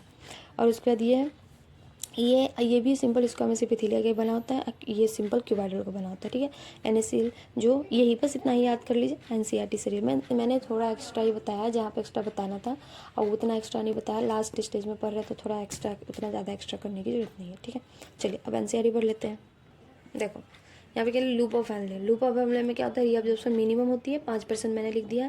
It is in ascending limb में होती है. However this region play significant role in maintenance of high osmolarity में ज़्यादा भूमिका निभाता है ऑफ मेडुलरी इंटरस्टिशियल फ्लूइड का. Descending limb of Henle is permeable to water. जो डिसेंडिंग मैंने बताया ना, जैसे जैसे नीचे जाते हैं तो वैसे वैसे इसको ऑस्मोलारिटी क्या होती है, बढ़ती जाती है, नीचे जाते रहते हैं तो हाँ कंसनट्रेशन कम ये होगी.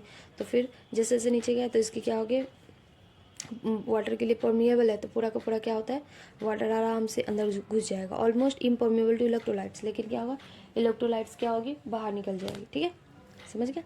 हाँ, दिस कंसनट्रेट द फिल्ट्रेट. हाँ, this concentrate the filtrate as it move down. जैसे जैसे नीचे जाएगा उसका फिल्ट्रेट क्या होगी, कंसनट्रेट होती जाएगी, क्योंकि जितने भी पानी होंगी फिर उसमें से वो सारा का सारा पानी क्या होगा, बाहर निकलता जाएगा. तो कंसनट्रेशन क्या होगा, कम नीचे जैसे जैसे जाएंगे उससे फिल्ट्रेट बनता जाएगा. ठीक है, कंसनट्रेटेड होती जाएगी. कंसनट्रेटेड का मतलब पता है ना कि पानी का कम और सॉलिड पार्टिकल ज़्यादा होते जाएगा, क्योंकि जितना भी है हाईली परमिएबल है पानी के लिए. तो जैसे जैसे नीचे परमिएबल है, देखो यहाँ पे यही देख लो आप, ये वाला चार्ट देखो, अच्छे से समझ आ जाएगा. देखो क्या था, यहाँ पे है DCT और यहाँ से क्या है, बाइकार्बोनेट रीअब्जॉर्प्शन हो रहा है, NaCl का रीअब्जॉर्प्शन हो रहा है, H2O का रीअब्जॉर्प्शन हो रहा है, PCT पार्ट है नहीं है, न्यूट्रिएंट का रीअब्जॉर्प्शन हो रहा है, पोटासियम आयन का रीअब्जॉर्प्शन हो रहा है. यहाँ पे देखो H प्लस का ये दोबारा से क्या हो रहा है, सिक्रीशन हो रहा है वापस बॉडी में, ये हो रहा है. ये हमारी बॉडी साइड है, तो ये बॉडी साइड है तो रीअब्जॉर्प्शन हुआ ना, ये ट्यूब में जा रहा है तो ट्यूब में जाने का मतलब ये सिक्रीशन हो रहा है. ठीक है, NH3 का भी सिक्रेशन हो रहा है, क्योंकि ट्यूब से ही जाके ये पॉट में सूसू बनेगी ना, तो इसके लिए मैं बोल रही हूँ। ये बॉडी है, ये मत सोचिएगा कि ये रीअब्जॉर्प्शन हो रहा है, इसमें मुझे कन्फ्यूजन होती थी, इसलिए मैं आपको ज़्यादा जोर डाल रही हूँ।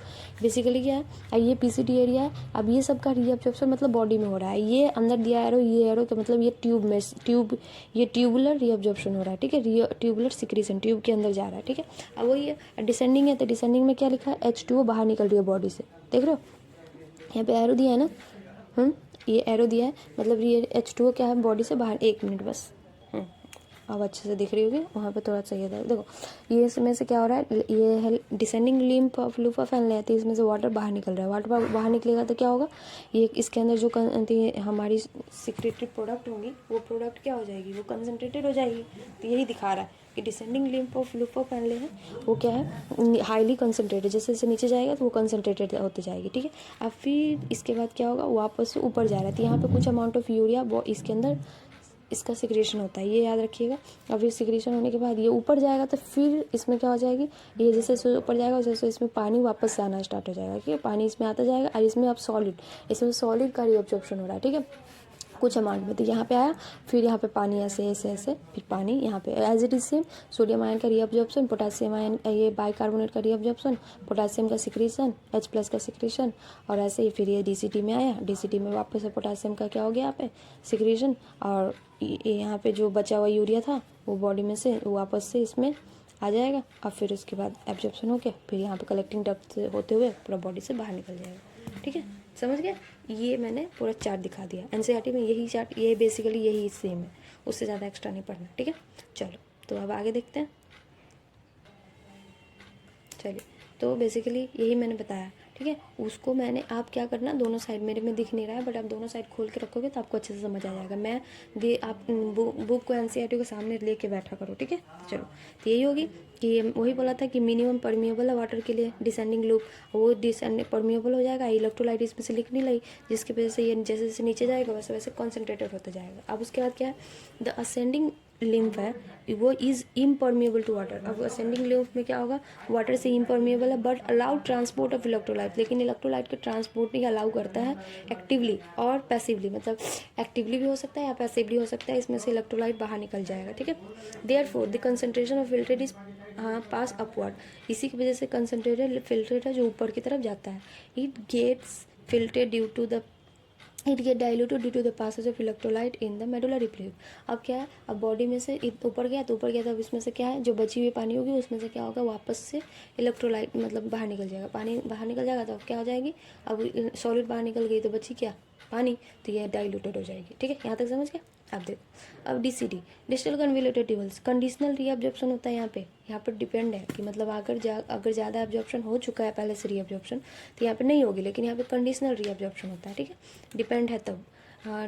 उसमें सोडियम आयन का या फिर वाटर का take place by this segment, इस सेगमेंट में DCT is also capable of reabsorption of bicarbonate, इसमें भी बाइकार्बोनेट का रीअब्जॉर्प्शन होता है, and selective secretion of hydrogen, यहाँ से भी सिलेक्टिव सिक्रेशन होता है हाइड्रोजन का और पोटेशियम आयन का, एंड कुछ अमोनिया का, to maintain the pH, basically क्यों, मतलब pH को मेंटेन करने के लिए, and sodium potassium balance in the food, मतलब हमारे ब्लड में सोडियम पोटेशियम का बैलेंस बना रहे इसके वजह से, ठीक है, समझ गए। चलिए आगे बढ़े, देखो, ठीक है, यही है आपका ये DCT बना बताया दिया हुई भी बना हुआ क्या है, सिंपल क्यूबाइडल का बना हुआ है, लगभग 5-15% इसमें क्या होता है, कंडीशनल रीअब्जॉर्प्शन होता है सोडियम आयन का और वाटर का, बाइकार्बोनेट का ऑल्सो।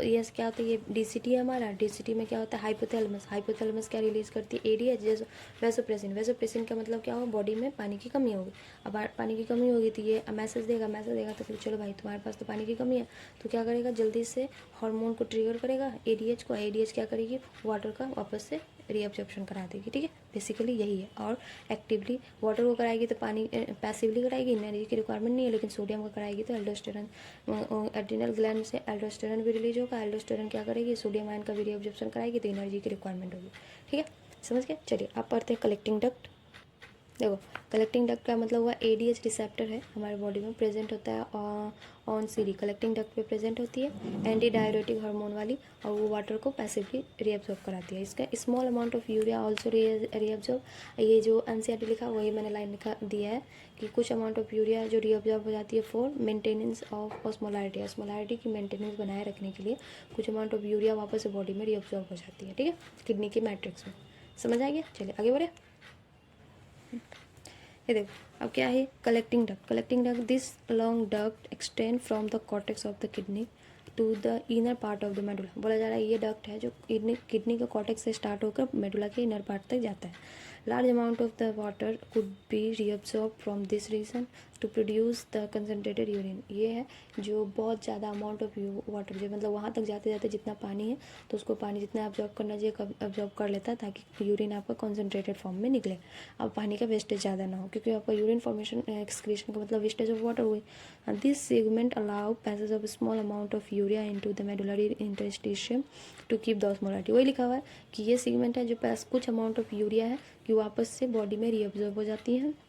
मेडुलरी इंटरस्टिशियम लिखा हुआ है तो क्यों? ऑस्मोलैरिटी को मेंटेन करके रखने के लिए।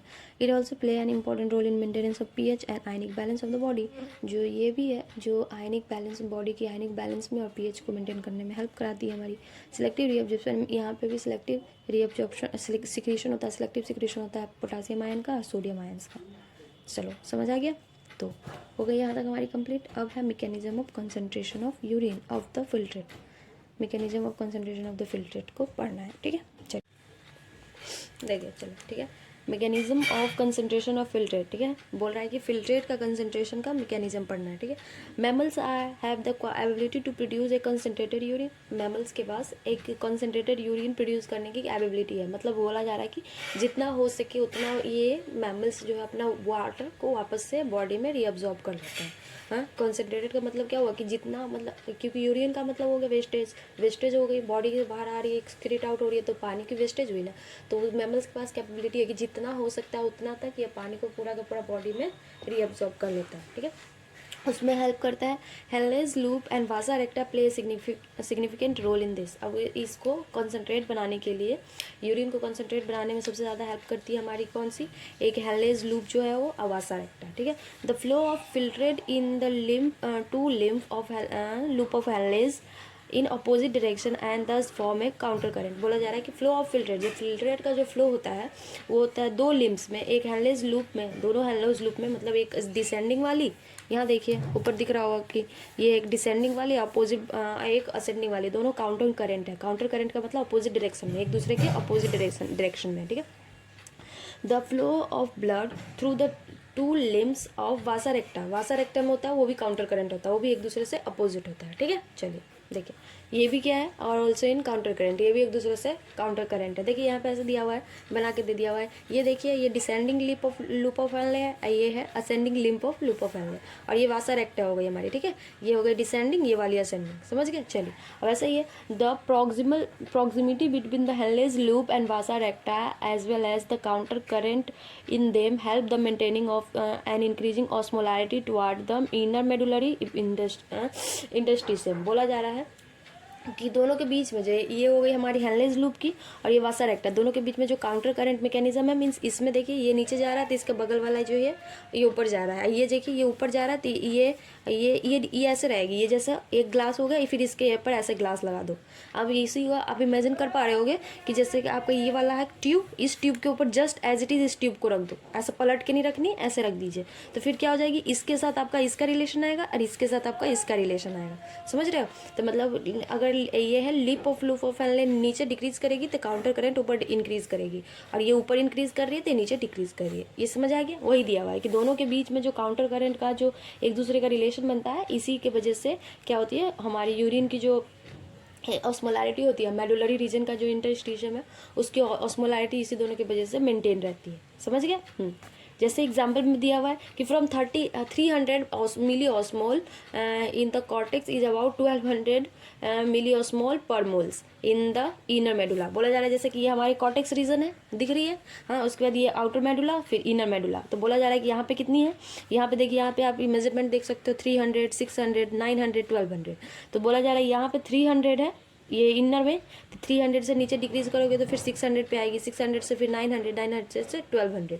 तो यही बोला जा रहा है कि कॉर्टेक्स में आपकी 300 होती है मिलियोस्मोल पर मोल, तो उसके नीचे जैसे जैसे जाएंगे तो ये मिलियोस्मोल पर मोल बढ़ता जाएगा। फिर यहाँ पे 1200, फिर 1200 के बाद फिर डिक्रीज कर रही है, फिर 900, फिर 600, फिर 400, फिर 300। समझ रहे हो? चलिए ये समझ आ गई। उसे ये इनर मेडुला तक आता है 1200 हो गए, फिर ऊपर जाएंगे तो ये नीचे कम होता जाएगा। और उसके the gradient is mainly caused by NaCl and urea. जो ये आपका कंसंट्रेशन ग्रेडियंट बनता है वो बेसिकली किसकी वजह से बनता है? इसमें बेसिकली होता है सोडियम मतलब NaCl की वजह से और यूरिया की वजह से। ये दोनों इसका मेन रीजन है। लर्न कर याद रखिएगा। NaCl is to transport by the ascending limb of Henle's loop which is exchanged with the descending limb of vasa recta. देखो यहाँ पे लिख भी दिया है कि NaCl है वो क्या है, ट्रांसपोर्ट होता है असेंडिंग लिम्फ, इसके थ्रू ये से NaCl रीअब्जॉर्ब हो रहा है। देख रहे हो आप, ये हमारी सेल है ना बॉडी के अंदर, तो ये यहाँ से रीअब्जॉर्ब हो रहा है NaCl, यहाँ से वाटर बाहर रीअब्जॉर्ब हो रहा है, तो NaCl यहाँ से रीअब्जॉर्ब होता है। और यही रीअब्जॉर्ब जो NaCl यहाँ से निकला, ये असेंडिंग लिम्फ से निकला, तो ये आपका डिसेंडिंग वाली लिम्फ है, इस डिसेंडिंग लिम्फ वासा रेक्टा में रीअब्जॉर्ब हो जाएगी। ये लिखा हुआ है यहाँ पे कि यहीं पे वही लिखा हुआ है कि NaCl इज रिटर्न, यहाँ पे NaCl is transported to the ascend by देखिए ट्रांसपोर्टेड बाय, जो ट्रांसपोर्टेड होता है by the in ascending limb of Henle's loop which is exchanged with the descending limb of vasa recta. जो descending lymph वासा रेक्टा के उससे exchange हो जाता है। ये समझ गया? NaCl is return to the interstitium. अब यहाँ से ये आ गई आपकी वासा रेक्टा में, वासा रेक्टा ब्लड के थ्रू, तब यह कहाँ जाएगा? दोबारा से ये बॉडी के अंदर आ जाएगा। बॉडी के अंदर कहाँ पे आ जाएगा? ये interstitium of the ascending portion of vasa रेक्टा। Ascending portion यहाँ से ऐसे करके वासा रेक्टा के असेंडिंग पोर्शन में आ जाएगा। ये लिखा हुआ है। और उसके बाद similarly small amount of urea return thin segment of the ascending limb of Henle's loop. यहाँ पे लिखा हुआ है कि असेंडिंग लूप का जो ये है पतला वाला, ये मोर थिक सेगमेंट है, ये थिन सेगमेंट है। तो यहाँ थिन सेगमेंट पे आप देख सकते हो कि यहाँ पे यूरिया कुछ अमाउंट में यहाँ पे क्या होता है, सिक्रीट हो रहा है। ठीक है, इस बॉडी के ट्यूब के अंदर वापस से कुछ अमाउंट ऑफ यूरिया इसमें आ रहा है। तो ये लिखा हुआ है सम अमाउंट ऑफ यूरिया है जो असेंडिंग लिम्फ में आ जाता है which is transported back to the interstitium by the collecting tubes. और इसी के बाद क्या है, कुछ अमाउंट पर ये कलेक्टिंग ट्यूब्स में एक्सक्रीट होकर चला जाएगा। देखो अब क्या, the above described transport of substance facilitated by the spatial arrangement of Henle's loop and vasa recta, this called counter current mechanism। जो ये पूरा का पूरा आपको ये दिया हुआ है, इसको जिसका हमने ऊपर पढ़ा है, तो ये पूरा का प्रोसेस है। जैसे ऊपर के इसमें से क्या बोलते हैं, बॉडी इसमें से वाटर गई तो वाटर जाने के बाद इसमें अब्जॉर्ब, इसमें ये गई थी इसमें अब्जॉर्ब हुआ, इसमें से NaCl निकला तो इसमें आके लगा। तो ये पूरा मैकेनिज्म है जो बेसिकली हमारे यूरिन को मोर एंड मोर कॉन्सेंट्रेटेड बनाता है और मोर एंड मोर वाटर का बॉडी में हमारे यूजफुल प्रोडक्ट के तौर पे निकालता है। तो उस सब के प्रोसेस से दोनों एक दूसरे से डिपेंडेंट है ना, कि अगर नेफ्रॉन को प्रॉब्लम हो जाएगी तो वासा रेक्टा में प्रॉब्लम होने लगेगी, नेफ्रॉन अच्छे से काम नहीं करेगा तो वासा रेक्टा पे डिपेंडेंट मतलब अफेक्ट होगी। तो वो सारा का सारा एक दूसरे से बैलेंस करके बनाता है, तो उसको हम बोलते हैं काउंटर करंट मैकेनिज्म। समझ आ गया? चलिए आगे बढ़े। This mechanism help us to maintain the concentration gradient. देख रहे हो, बोल भी जा रहा है कि ये मैकेनिज्म जो हमने काउंटर करंट मैकेनिज्म पढ़ा वो बेसिकली हमारा यूज होता है मेंटेन करने के लिए concentration gradient in the medullary and interstitium. Medullary interstitium में जो ये कंसंट्रेशन मतलब यूरिन का ये दोनों के बीच में वाटर का मेंटेनेंस, NaCl का मेंटेनेंस, वो दोनों को मेंटेन करके रखता है, बेसिकली कंसंट्रेशन ग्रेडियंट बना के रखता है। समझ गए? चलो आगे बढ़े। Presence of such interstitial gradient help in A easy passage of water. अब बोला जा रहा है कि इसमें एक ग्रेडियंट जो इसमें मेंटेन होता है मेडुलरी इंटरस्टिशियम में, वो पानी को आराम से फ्लो करने में, पास करने में हेल्प करता है। From collecting tubules thereby concentrating the filtered urine.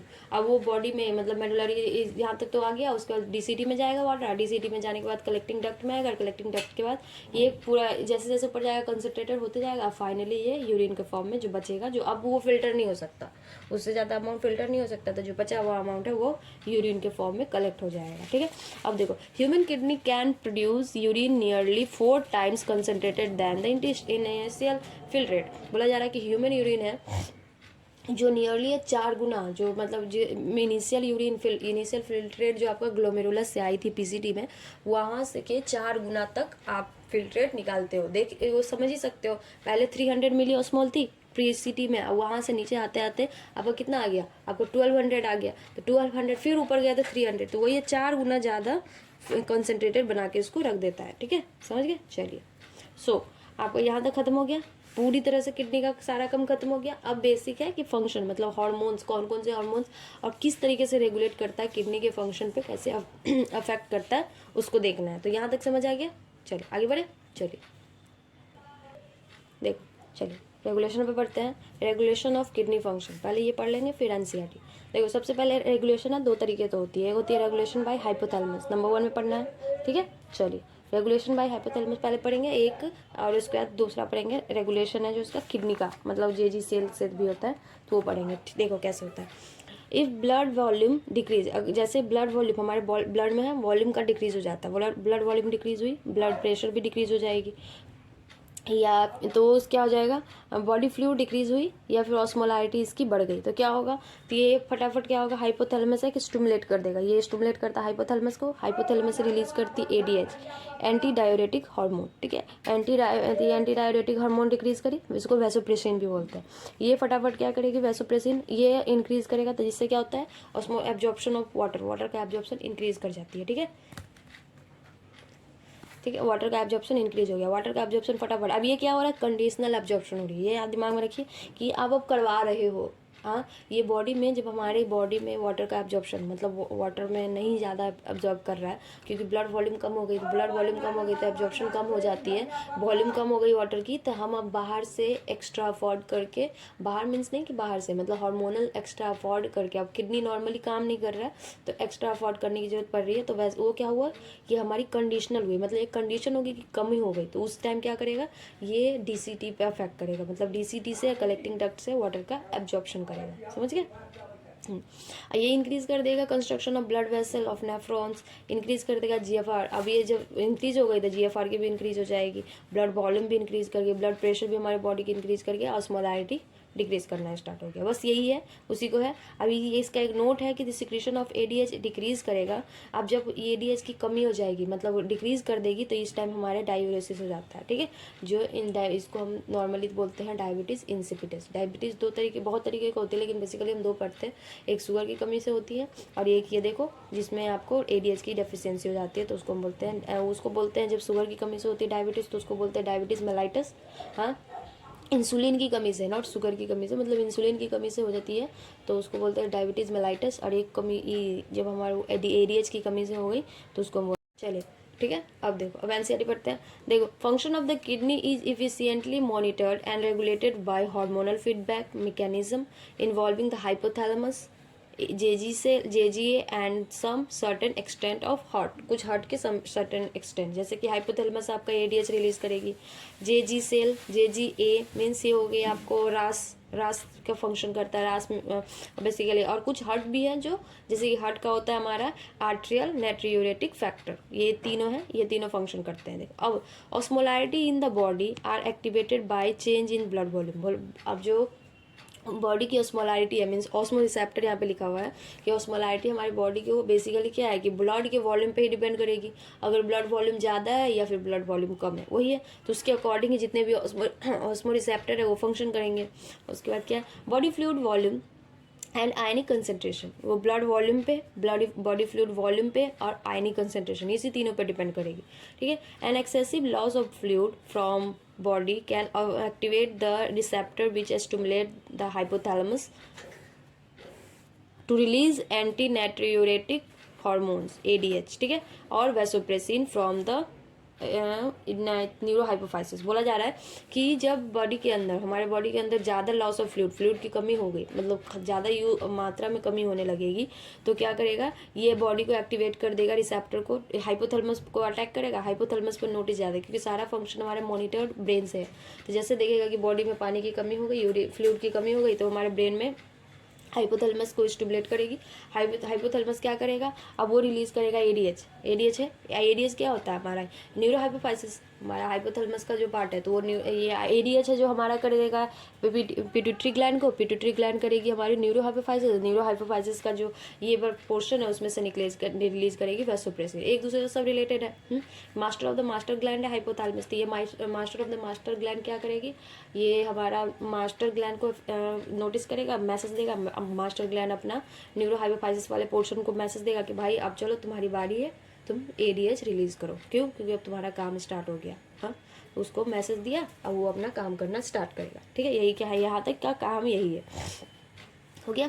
अब ये क्या है, ADH facilitate water reabsorption from latter part of the tubules. अब बोल रहा है कि यहाँ तक आ गया।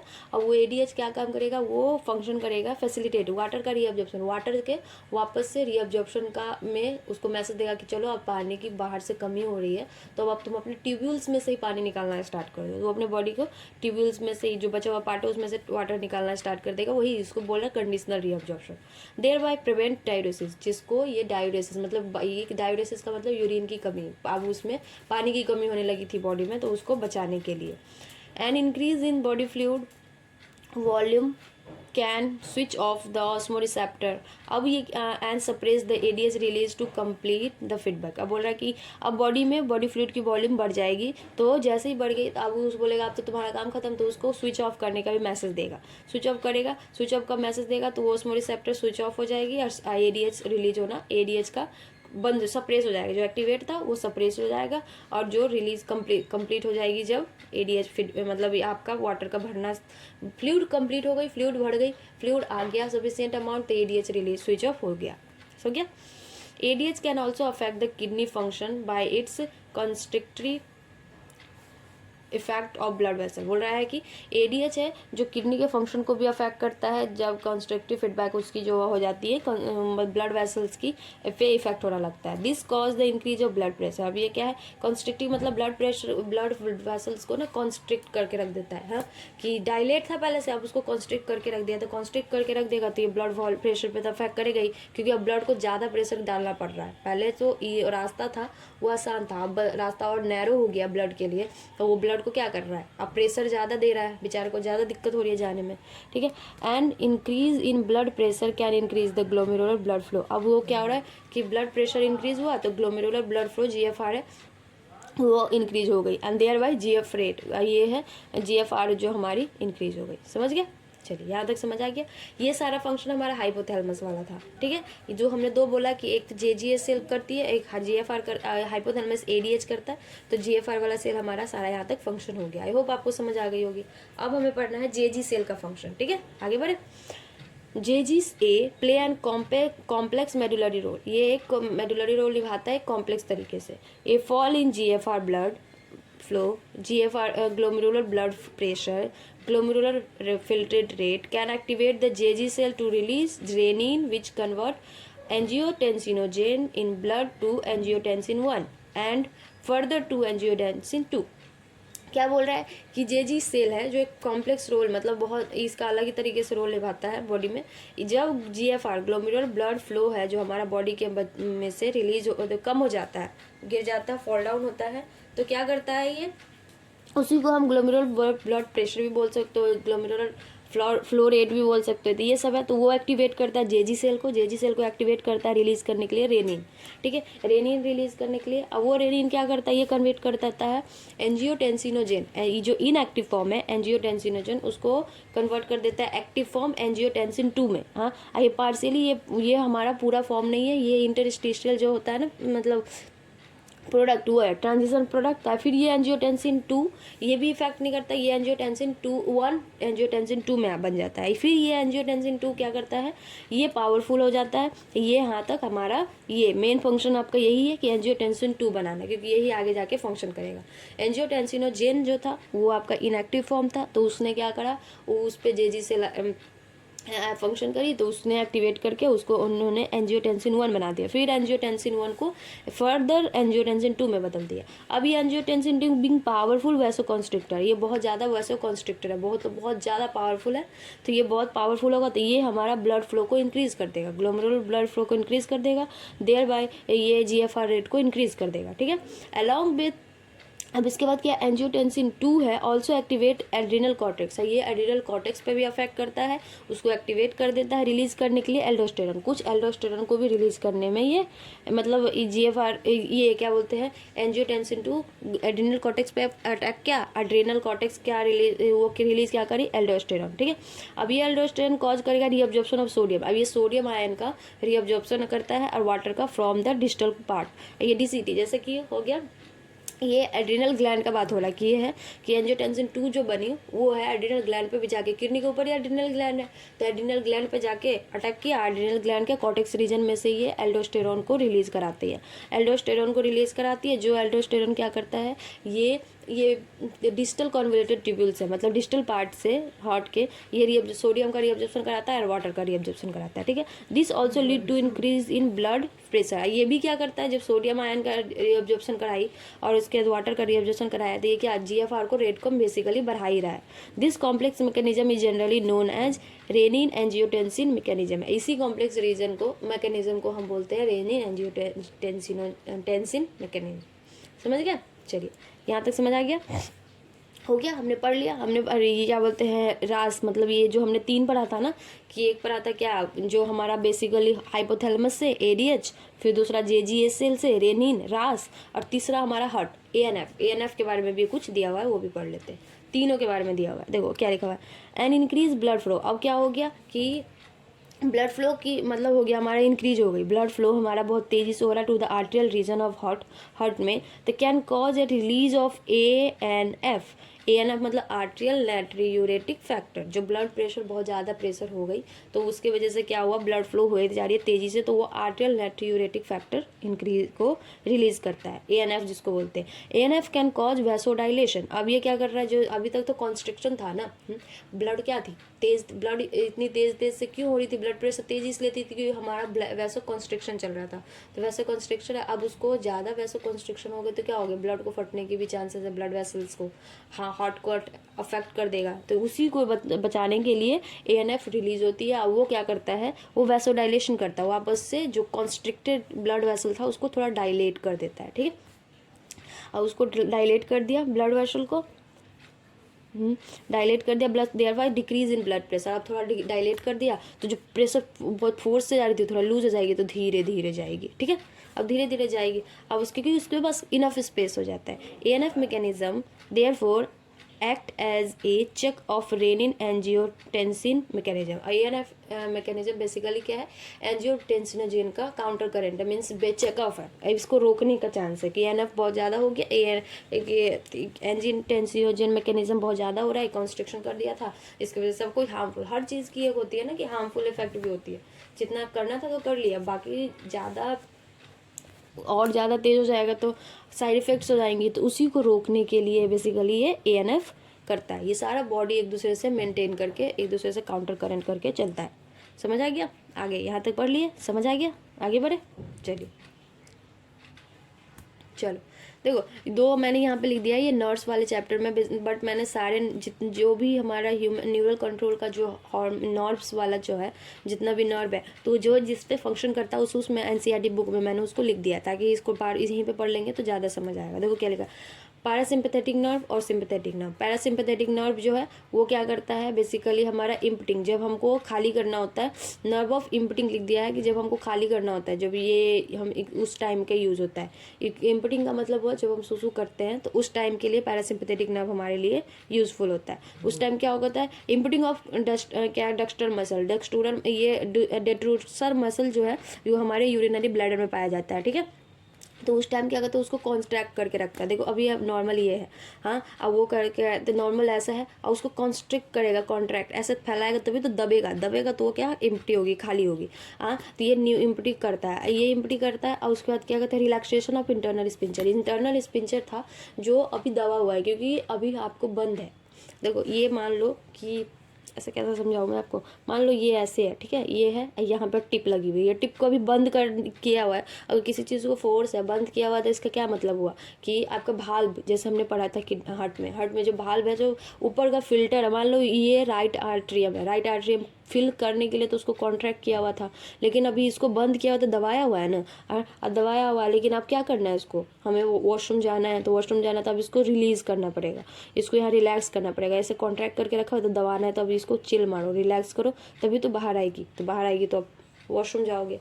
तो ये वाली कहानी है। अब देखो ये तो पैरासिम्पथेटिक की हुई, तब याद रखना वैसे भी हमारे बहुत सारे केसेस में पैरासिम्पथेटिक हमारे लिए पॉजिटिव साइन देता है, हाँ, और सिंपथेटिक है जो थोड़ा नेगेटिव साइन में। ये नेगेटिव पॉजिटिव हेल्थ के लिए सही है, लेकिन अपने अकॉर्डिंग बोल रही हूँ। देखो वॉशरूम है, जब आपको ब्लैडर अभी फुल है, ब्लैडर फुल है, तो आपके लिए तो थोड़ी पैनिक वाली चीज़ हुई ना।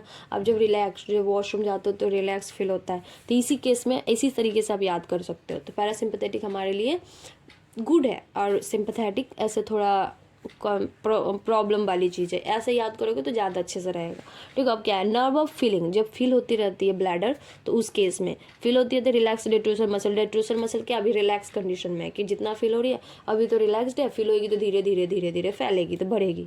अब ये इसमें क्या है, ये इंटरनल स्पिंचर अभी दबा हुआ है, तो दबा हुआ है, क्या हुआ, वो रिलैक्स नहीं है, वो अभी फोर्सफुली दबा हुआ है। नहीं तो अगर रिलैक्स हो जाएगी तो डेट्रूसर मसल बढ़ती जाएगी नीचे। आपको जिसको देखते हो ना कभी, वो होता है कि जैसे बड़े होने के बाद जो बुजुर्ग होते हैं, तो उनका क्या होता है ना कि उनको ज़्यादा देर तक अपना वो यूरिन को क्या बोलते हैं उसको रोक के नहीं रख पाते हैं। क्यों? क्योंकि उनका डेट्रूसर मसल जो है या फिर अगर इंटरनल स्पिंचर है वो अच्छे से फंक्शन नहीं करता। वो क्या होती है, अच्छे टाइटली ना कॉन्ट्रैक्ट हो पाती है, तो वो जल्दी से खुल जाता है। जैसे ही ब्लैडर भरती है तो खुलने लगता है, तो उन्हीं को ज़्यादा देर तक वॉशरूम नहीं कंट्रोल कर पाते और टिप लीकेज वाला जैसे प्रॉब्लम होने लगता है।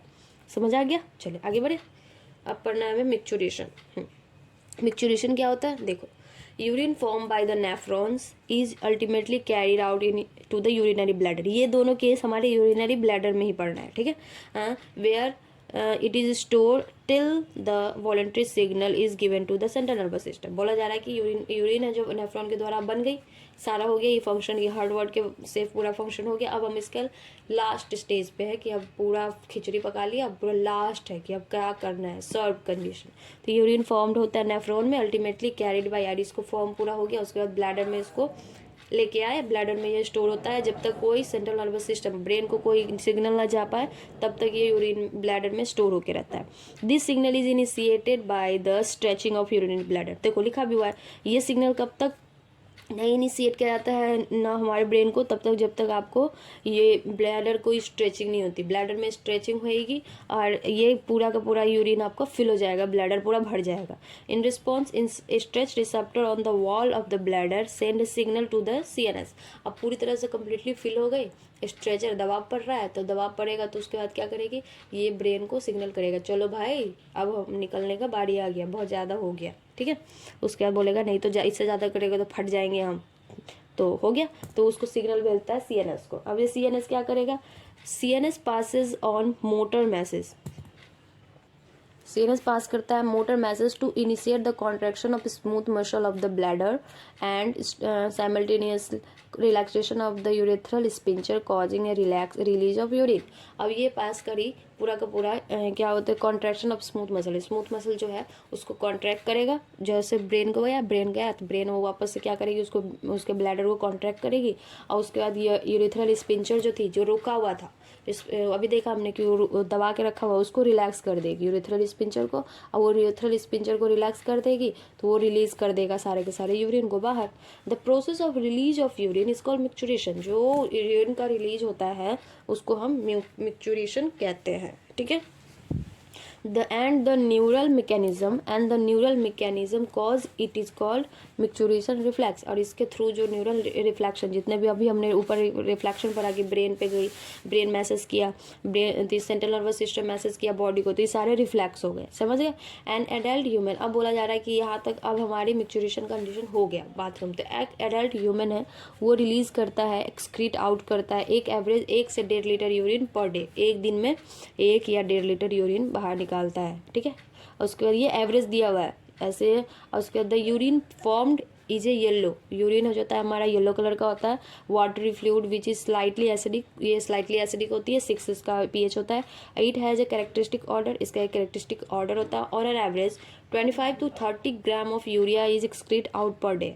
यूरिन तो हमारा 1 से 1.5 लीटर ही रिलीज होता है, और यूरिया उसमें कितनी होती है, वो 25 से 30 ग्राम ये याद रखिएगा। समझ गए। यूरिया उसमें होती है 1 से 1.5 ग्राम यूरिन में क्या होता है 20 से 30 ग्राम यूरिया होता है। और उसके the various condition can affect the characteristics of urine. अब वो डिपेंड करता है कैरेक्टरिस्टिक मतलब वो जगह जगह पर टाइम पे डिपेंड यूरिन पे आपको क्या करता है अफेक्ट भी कर सकते हैं। जैसे ठंडों में कम पानी पियो तो कम सूसू जाना होता है तो उसका रेट कम हो जाएगा, है ना। और उसके क्या analysis of urine help the clinical diagnosis of many metabolic disorder as well as the malfunctioning of the kidney. मतलब जैसे आपको कोई फंक्शन प्रॉब्लम होती है तो जैसे यूरिन टेस्ट होता है ना, तो उससे बेसिक पता चलता है कि आपके बॉडी के अंदर क्या क्या सिम्टम क्या प्रॉब्लम्स हो रही है और किडनी अच्छे से फंक्शन कर रहा है नहीं कर रहा है, इसके लिए यूरिन का एनालिसिस होता है, urine checkup. For example urine test जिसको बोलते हैं, for example presence of glucose, इसको ग्लाइकोसूरिया। अगर यूरिन में आपका ग्लूकोज का प्रेजेंस ज़्यादा अमाउंट में है तो उसको हम ग्लाइकोसूरिया बोलते हैं। अगर किडनी बॉडीज है मीन्स स्टोन्स, कीटोन बॉडीज है तो उसको कीटोन्यूरिया बोलते हैं। In urine are in indicative of diabetes mellitus. अगर बॉडी में ग्लूकोज की अमाउंट बढ़ गई या कीटोन्स की अमाउंट बढ़ गई तो उसको डायबिटीज पेशेंट होते हैं वो, ठीक है। देखो यूरिन येलो कलर का होता है तो यहाँ पे मैंने कुछ लिखा हुआ है, देखो ये इसको बोलते हैं यूरिकोकोबिलिन। यूरिकोकोबिलिन होता है वो इसी की वजह से यूरिन का कलर मतलब येलो रहता है, ठीक है। हाँ तो उसको ड्यू टू द यूरोक्रोम होता है बाइल पिगमेंट होता है। बाइल की वजह से ही तो लिवर में बाइल का पिगमेंट अमाउंट ज़्यादा हो जाती है, उसी की वजह से जॉन्डिस में आपका पूरा बॉडी पीला पीला दिखता है, तो वो इस बाइल पिगमेंट की वजह से। तो वैसे ही है यूरिन येलो दिखता है तो यूरोकोबिलिन जो बॉडी में होती है बाइल पिगमेंट उसका अमाउंट की वजह से ये यूरिन पीला दिखता है। और इसके स्टेनोकोबिलिन फीकल मैटर जो होती है, फीकल जो पॉटी करते हैं तो उसका कलर यूरोनोकोबिलिन की वजह से होता है, ठीक है। ये एक्स्ट्रा प्रोडक्ट लिख दिया मैंने। चलो आगे बढ़े। अब है role of other organs in excretion. ये तो यूरिन तो हमारा वाटर का एक्सक्रीशन है, लेकिन हमारे ऐसे ऐसे बहुत सारे चीज़ें जैसे CO2 को भी एक्सक्रीट आउट करते हैं हम, तो वैसे बहुत सारे अदर ऑर्गन्स है जो एक्सक्रीशन में हेल्प करती है, उसको पढ़ना है। आगे बढ़े चलो, ठीक है। देखो other than the kidney, lungs, liver, skin also help in elimination of excretive waste। बोला जाए किडनी के अलावा लंग्स है, लीवर है, स्किन है, वो भी हमारा एलिमिनेशन ऑफ किडनी वेस्ट के एलिमिनेशन में हेल्प कराती है। देखो सबसे पहले our lungs remove large amount of CO2 approximately 200 दिख रहा है अप्रोक्सीमेटली 200 ml पर मिनट। बोला जा रहा है कि हमारा लंग्स है जो रिमूव करता है लार्ज अमाउंट ऑफ CO2 का अमाउंट 200 ml 1 मिनट में, ठीक है। इसके बाद and also significant quantities of water every day, और कुछ अमाउंट ऑफ क्वांटिटीज को भी रोज। Liver the largest gland in our body. Liver है जो पूरा जितने भी ग्लैंड है उसमें सबसे बड़ा ग्लैंड है हमारे बॉडी में। ये सिक्रीट करता है बाइल कंटेनिंग सब्सटेंस। ये सिक्रीट क्या करता है bile containing substance like बिलिवर्डिन, cholesterol, degraded steroid hormone, vitamin, drug.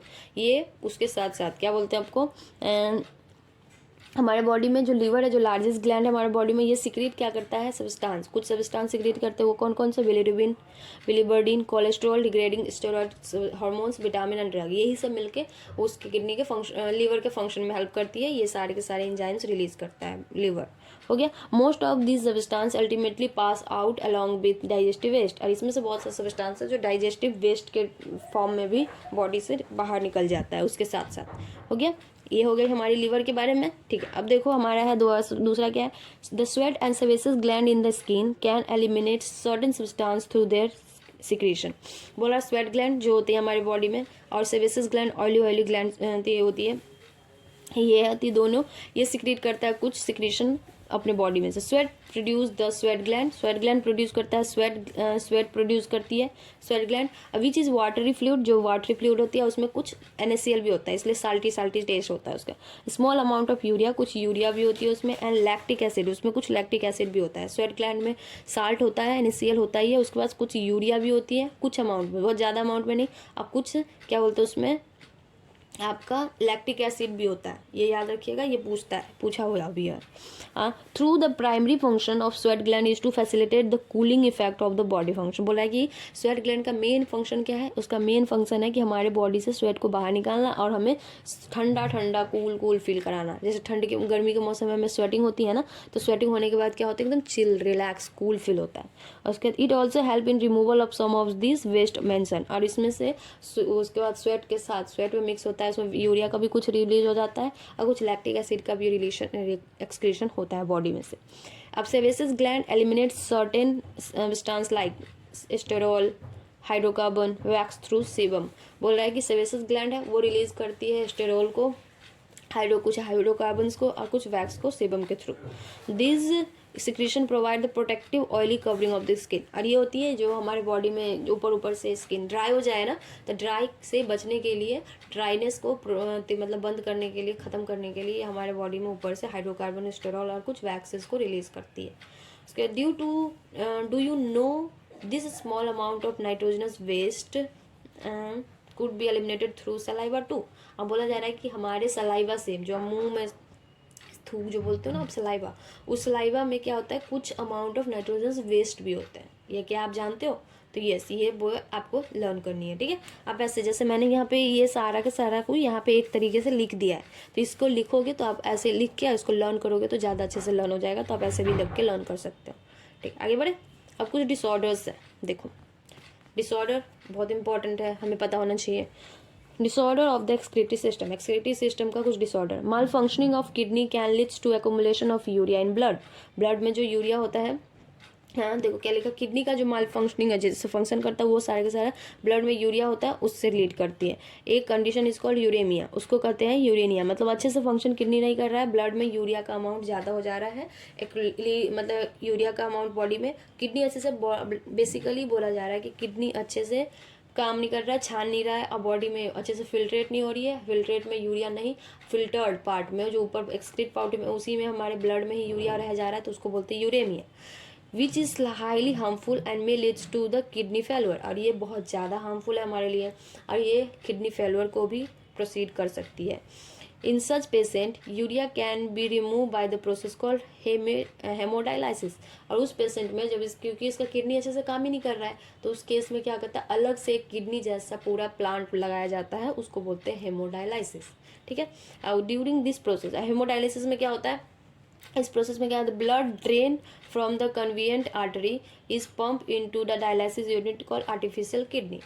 इस एक मिनट एक्सक्यूज मी, इसमें क्या होता है बेसिकली, ये प्रोसेस में क्या, हेमोडायलिसिस प्रोसेस में ब्लड को ना बाहर निकाला जाता है, बाहर निकाल दिया जाता है कुछ आर्टरीज के, कन्वीनियंट आर्टरी, जिस आर्टरीज के थ्रू आप काम ही करते हो, जैसे आर्ट्रियल सिस्टम उसके थ्रू, और उसके बाद क्या, रीनल आर्टरी, और इसको पंप किया जाता है डायलिसिस यूनिट। जैसे रीनल आर्टरी से जैसे ग्लोमेरुलस में गया, तो उस ग्लोमेरुलस में ना जाने के जगह पे आपका क्या कर देगा, जो रीनल आपके आर्टरी, रीनल आर्टरी जो किडनी में लेके गई, तो उस किडनी को ना ले जाके थ्रू ये एक ट्यूब्स में, मतलब आर्टिफिशियल किडनी बोला जा रहा है, हेमोडायलिसिस यूनिट में ही उसको डायरेक्ट पंप मतलब मिक्स लगा दिया जाता है। अब उसके क्या होता है, अब ये ब्लड रन, अब उसका ब्लड ड्रेन कर देगा कन्वीनियंट आर्टरी में, कन्वीनियंट आर्टरी मतलब रीनल आर्टरी, ये जो आपका आर्टिफिशियल किडनी में, आर्टिफिशियल किडनी इसको पंप कर देगी यूनिट, डायलिसिस यूनिट मतलब ये ब्लड है जो पंप कर देगा इसको आर्टिफिशियल किडनी में, after adding anti coagulant like heparin.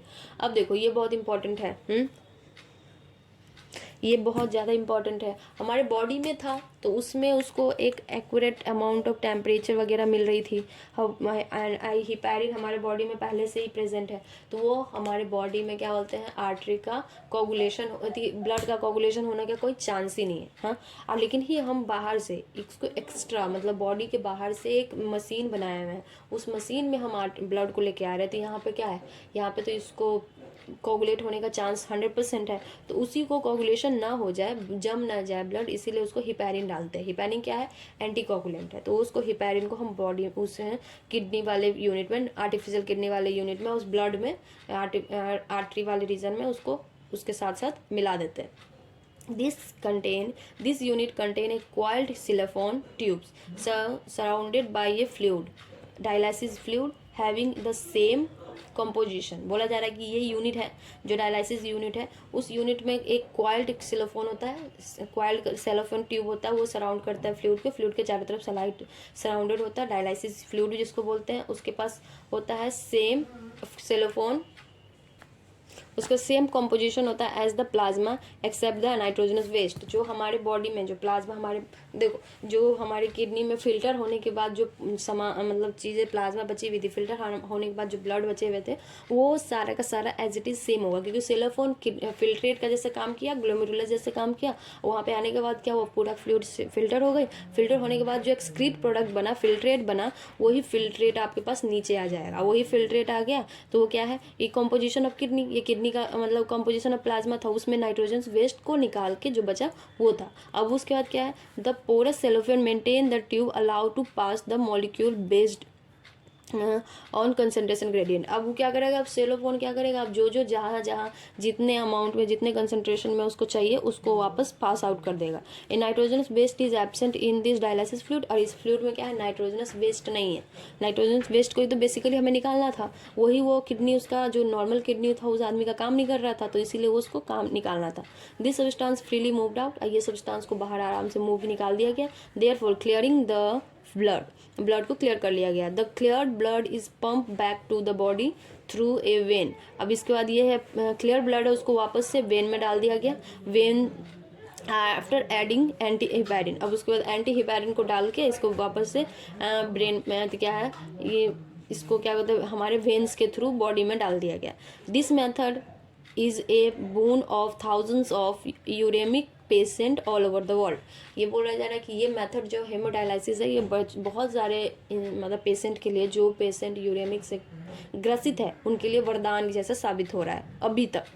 उसके बाद हो गया, ये हो गया हमारा हेमोडायलिसिस। अब क्या है, kidney transplantation is the ultimate method of the correction of acute renal failure. अब बोला जाए कि बहुत लोगों का रीनल फेल्योर मतलब किडनी पूरी तरह से काम करना ही बंद कर दिया, तो उसके लिए ये बहुत लोगों के लिए एक किडनी ट्रांसप्लांटेशन भी होता है, मतलब बाहर से जो किडनी हम लगाते हैं, दूसरा किडनी ये functioning kidney is use in transplantation from a donor preferably to close relative. बोला जा रहा है एक फंक्शनल, जैसे कि किडनी दूसरे किडनी के लोग, अब इसकी दोनों किडनी फेल हो गई तो एक उसके किडनी बाहर से डोनेट करते हैं, तो वो ज़्यादा चांस है कि उसका किडनी है जो बहुत क्लोज रिलेटिव्स का ही होना चाहिए, हाँ, क्योंकि डोनर एकदम बहुत क्लोज रिलेटिव भी होना चाहिए। To minimise its chance of rejection by a immune system of the host. बोला जा रहा है इसलिए क्योंकि जितना ज़्यादा करीबी रिलेशन वाले होंगे तो उसका क्या बोलते हैं, उसका रिफ्लेक्शन मतलब रिजेक्शन चांस कम होगी, क्योंकि बहुत सारे कैरेक्टर्स मैच करते रहेंगे, तो क्या होगा, उसका किडनी आराम से रिजेक्ट नहीं करेगी होस्ट की किडनी से, मतलब आपका डोनर का किडनी, दोनों का किडनी काफ़ी हद तक मैच करता रहता है। Modern clinical procedure have increase the success rate of complicated techniques. अब बोल रहा है जो मॉडर्न टेक्निक्स जैसे बढ़ती जा रही है, जितनी वो सारी की सारी इन सब कॉम्प्लिकेटेड टेक्निक्स है, उस सब पे ओवरकम करके उस सबको सक्सेस रेट में चेंज कर रहा है। क्यों? क्योंकि जैसे जैसे टेक्निक्स बढ़ती जा रही है तो और ज़्यादा बेनिफिशियल यूज है। जैसे अभी पहले लोगों को किडनी फेलियर मतलब कोई चांस ही नहीं है ट्रांसप्लांट करने का, अभी हेमेडायलिसिस जैसे मशीन्स बन गए तो वो बहुत ज़्यादा फायदा हो गया लोगों को। अब देखिए रीनल कैलिकुली, जिसके पेट में किडनी में स्टोन्स नहीं हो जाती, स्टोन और insoluble mass of crystallize substance जैसे oxalate ETC form within the kidney के अंदर है जो स्टोन और एक इंसॉल्युबल सब्सटेंस एक्युमुलेट हो जाता है बॉडी में। अब है ग्लोमेरुलोनेफ्राइटिस। ग्लोमेरुलो का मतलब ग्लोमेरुलस, नेफ्राइटिस का मतलब इन्फ्लेमेशन, स्वेलिंग हो जाती है। तो inflammation of glomeruli in kidney में जो ग्लोमेरुलर पार्ट है हमारा, उस ग्लोमेरुलर पार्ट में क्या हो जाएगा, इन्फ्लेमेशन हो जाएगा। तो इन्फ्लेमेशन स्वेल हो जाएगी तो फंक्शन काम नहीं करेगा। तो यही सब डिजीज है। सो दैट्स ऑल, ये सारे का सारा हो गया हमारा। चलिए अब है ये किडनी चैप्टर हमारी कंप्लीट हो गया। होप आपको समझ आ गई होगी अच्छे से, बहुत अच्छे से। ठीक है, पढ़िए कॉन्सेंट्रेट करके कि ये NCERT है, जितना मैंने पढ़ाया उससे ज़्यादा आपको पढ़ने की जरूरत नहीं है। इतना यही सब आता है डिजीज़ में, एक्स्ट्रा इससे कोई डिजीज़ भी नहीं आती जो आप एक्स्ट्रा पढ़ने की कोशिश करो। इसी सबको बार बार अच्छे से पढ़िए, आप डेफिनेटली आपका हो जाएगा। चलिए अब फिर मैं आप आगे पढ़ाऊँगी आगे वाला चैप्टर। चलिए, और चैनल को सब्सक्राइब कीजिए, शेयर कीजिए, लाइक कीजिए जितना कर सकते हैं। Okay, thank you so much, bye.